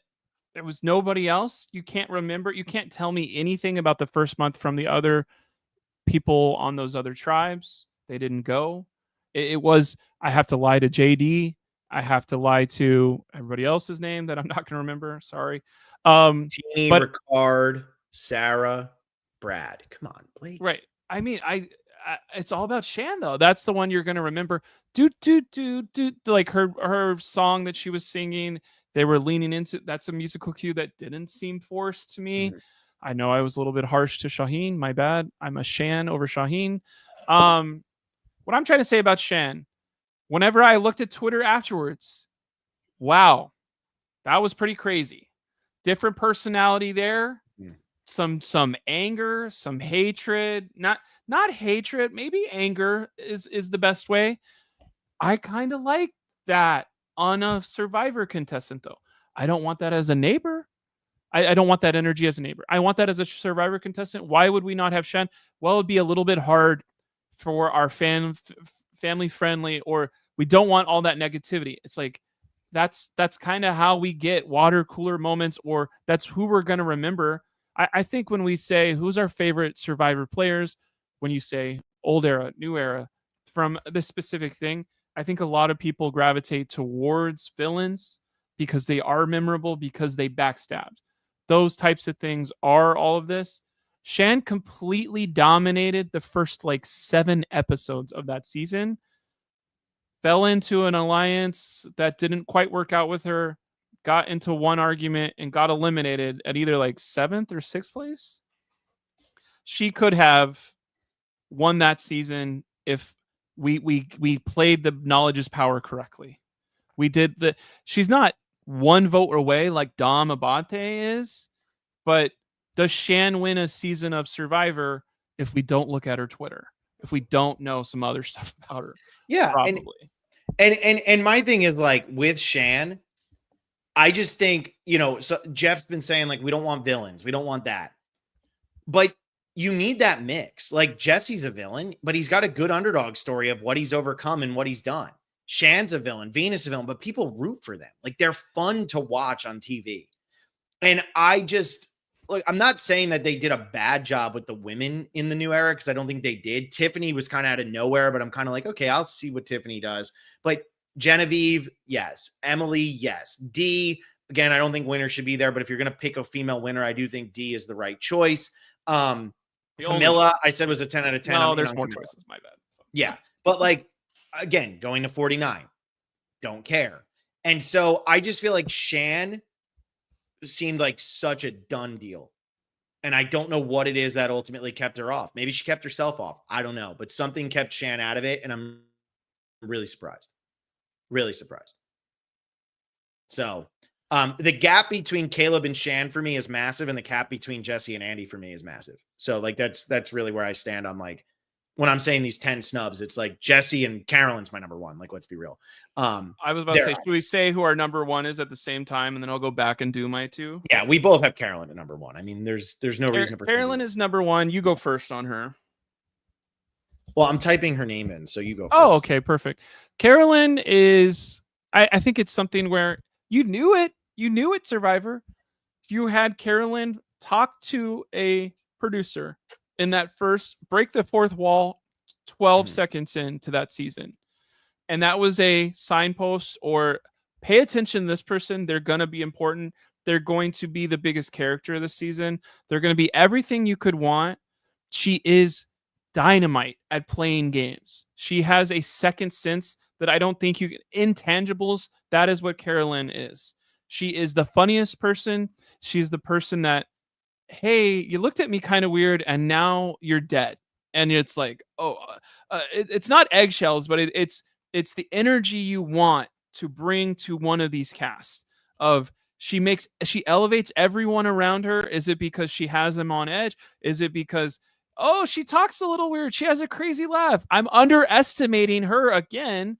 How many people underestimated her on Traders? There's no way she could make it to the end. Well, okay, kind of true. But she got very close, and then she got before she got someone else, but she did not get voted out in Survivor. I don't think if you looked at that opening cast and watched all those videos, did you think she's going to annoy the hell out of somebody or whatever? But it was, okay, are you kind of like, is that the most competitive cast of Survivor all time? And you want to kind of dock her points for that. Well, she went on Traders and played extremely well. Yeah. That was her second time playing. So now we're looking at her a third time. Do we count that as for CBS? Her second time playing Survivor, would people be like, we got to vote you out earlier than we would have if you didn't do Traders? I think that is the Tony effect or something like that, of like, we've seen you do 2 really good times. We know you're a gamer. You got to get out of here. But you cannot spit in Carolyn's face and have her be in this scenario and then drop her. I don't care what she does. She is as important as an Amanda Kimmel, a Sari, a Sandra, a Parvati. She is the new layer of that. I'm pissed she's not in this season. Yeah, I think it's crazy that she's not there. I mean, Carolyn is a massive personality. She would go deep on a second play. I don't know if she would necessarily win, but she could go far. She had game. She came up with the X thing with the bird cage and everything like that. Carolyn got in with a good alliance. She made it to final 3. People really liked her. Like, if you meet Carolyn, Carolyn's great. Like, you're gonna like Carolyn. And I just think that if you're punishing her for being on Traders, that's short-sighted, because I do think that the Traders helps you build your audience with Survivor. There are people who like to watch trashy reality TV who watch the Traders, even though it's a game show, because they want to watch The Real Housewives. Now they watch Carolyn and they say, man, I want to watch this lady on something else. So now they go and they watch Survivor because she's on 50. I think Carolyn's a big miss here. And I think Carolyn, look, if they're mad at her, she did the podcast with Carson. Maybe they're mad about that, right? I don't know. She went on the Traders. Maybe they're mad about that. I don't know. But whatever it is that you're mad about, I think there's a way to probably talk to her and say, but you could be the star of the new era. Come back and play again. And if she comes back and she falls on her face, she comes back and she falls on her face. That's the beauty of Survivor. Some stars can fall on their face or just have things break poorly. You know, I'm talking about Malcolm. Like, things broke poorly for him. And that's why we end up leaving with Malcolm on a bad note. But I think Carolyn should have absolutely been on this season. She is the celebration of the new era. And I think the fact that there's no one from 41, 43, or 44 on, 2 seasons, maybe even 3 seasons. I love 43, but 41 and 44, I don't really like that much. When Shan, Jesse, and Carolyn are screaming at you right in the face, all 3 of them should have been on, but at least 2 of them should have been on. And in no world should 0 of them have been on. That's my opinion on that. So I just think that that's crazy, crazy, crazy. And Carolyn is the most obvious, no shit, she should be on the season. And everybody's been talking about it, but why not just hammer it home one last time, right? Now, who beat Carolyn on her season? Jam Jam. Number 2. That's your number 2. If you're going to put a winner on this stuff, and if there's the thought process of, does one of the 249 people win? And that's the third one. We're starting to feel like might be the case. How are you not putting Jam Jam instead? It's so annoying to me. We want people like this to win Survivor. When they do, bring them back or whatever. It's Kyle D. We put Jam Jam in the board game. Why is Jam Jam not on 50 then? Mm-hmm. Jam Jam is amazing. He's from a diverse background that we don't see on the Survivor every season. He kicked everyone's ass. Is it a competitive season? Do we care about that? That's not a thing that they care about. Yeah. So Jam Jam beat everyone you put in front of him. He had a dynamic relationship with Carolyn the entire season. If you had both of them come back and they Colby Jerried or Amanda and James for 2 more times, everyone would be down for that. I know, because there would be like, he got me last time, but I can't do the Carolyn voice, but like, and Jam Jam's being like, oh, no shot. And like, a Jam Jam, the final tribal council, I was rooting for Carolyn going into it. I loved Carolyn. Jam Jam selling his final tribal council was amazing. Mm-hmm. And I think it's a style of play that you don't see, you don't revere, you don't love all the time. But Jam Jam is one of the best players with that kind of strategy of, I will make sure I'm friends with everyone and nobody will have a negative. And like, Jam Jam worked out of actual jams. That's his name. He worked out of jams in his merge. He was dead to rights a couple times, worked his way out. Why don't you want that kind of energy? I'm using energy a lot. The vibes of Jam Jam, the pedigree, all those kinds of words I've said about other people, it's Jam Jam as well. Mm-hmm. And I think there's some people you're going to be looking at my list being like, why not this person? Why not this person? Why not this person? I like Jam Jam. Winner thing, then somebody almost won and we want to tell their story again. Having Jam Jam earned a spot if we're going to have winners of new era people to be like, my win was pretty crazy and I'm going to do it all over again. Mm-hmm. I think that until Kyle won, I think that Jam Jam was probably the male lock as a winner. And granted, that's like what you're comparing him to Gabler. Okay. I get it. Like, they're not going to bring Gabler back if they don't like 43, and they're not even going to bring Jesse back. But I feel like Jam Jam was in. And then I think Kyle won, and they kind of were like, well, we don't have too many winners, whatever. I think we will see Jam Jam play Survivor again. I do. I think that will happen eventually. I don't feel as snubbed, and I didn't include him because I didn't include any new era winners. Because to me, the old school winners are the ones who got snubbed here, not the new era, because the new era got winners, and there's old school winners that I'd much rather see play. So, yeah, I get where you're coming from though with Jam Jam. It's like, if you're going to make the argument of, who played the most dominant game, it might be him, because he also he wins 7-1 at the end. He figures out how to get out of some situations. He gets an alliance that's great. And you can say the season doesn't feel all that competitive, but like, Danny and Heidi were playing. They were just playing different games than what we might have been expecting. Carson was there. Right? Franny and Matt were there. Like, there were players on that season. At the end of the day, it's probably one of the worst edited seasons in the history of Survivor. It's Jam Jam, it's Carson, it's Carolyn, and they forgot that there were 15 other people there. So, yeah. Damn, no Carson on either of our lists. Crazy. I don't feel like it's a snub at this point. But, so that's our people. I haven't still scrolling across the bottom. Sorry. Yeah. We're going to do, so we're going to do winner chances on Wednesday. It'll be Will and I. Next week, Alexa and I on Monday night will be doing a podcast. So Alexa's back? She's going to be doing a podcast. She's popping in. We're going to be doing about the relationships. And again, hopefully we have the tribes. We're going to be doing as well the Everything You Need to Know About series, where we are going to be talking about everything you need to know about these players. We're going to do 22 of them.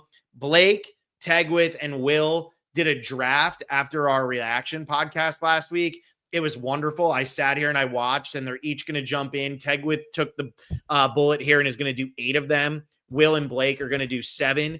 Let me see if I can find this here. Did I, what's it called, Blake? Everything you need to know? I changed it. It's everything you need to know now. Everything you need to know series. Are you going to tell which ones we're doing? Should I do it? I think it should be a surprise every time.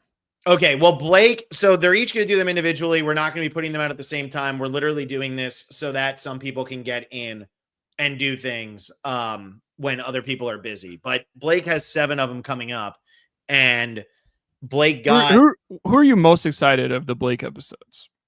Oh, I'm allowed to say now? Just one. Just pick one. I'm most excited for you and I to sit here and talk about Joe. That's who I'm most excited for. Blake's back with Joe, everybody. So don't worry, that's coming. But yeah, that'll be a lot of fun. Who ended up getting Jenna?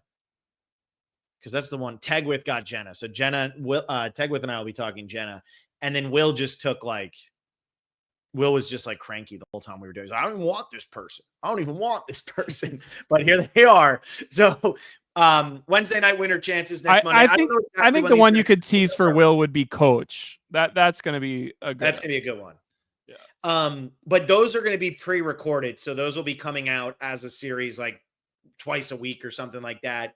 But they won't be live, so those will be coming out in our video section there, along with the exit interviews and stuff like that. So live videos, though, we have a couple more coming out, and then McKenna, John, and I are going to be doing the most important episode for every player. So we have so much going on. You better like and subscribe, or you're gonna miss all those. I know. Some people call it the off season, and I just called it my summer's over because of 50, and I can't wait for 52. I can't wait until we get a normal off season. But no, this is gonna be great. This is fun. We're doing awesome. This is great. So thank you all so much for listening. Hope you enjoyed this. Let us know who you think the biggest snubs are. What are the snubs of this podcast? Do it on your own podcast. I'll watch that one. There you go. Snubs of the Survivor Specialist snubs. Everybody just keeps talking about Will not being here is the biggest snub, but Blake, I like you. That's what matters.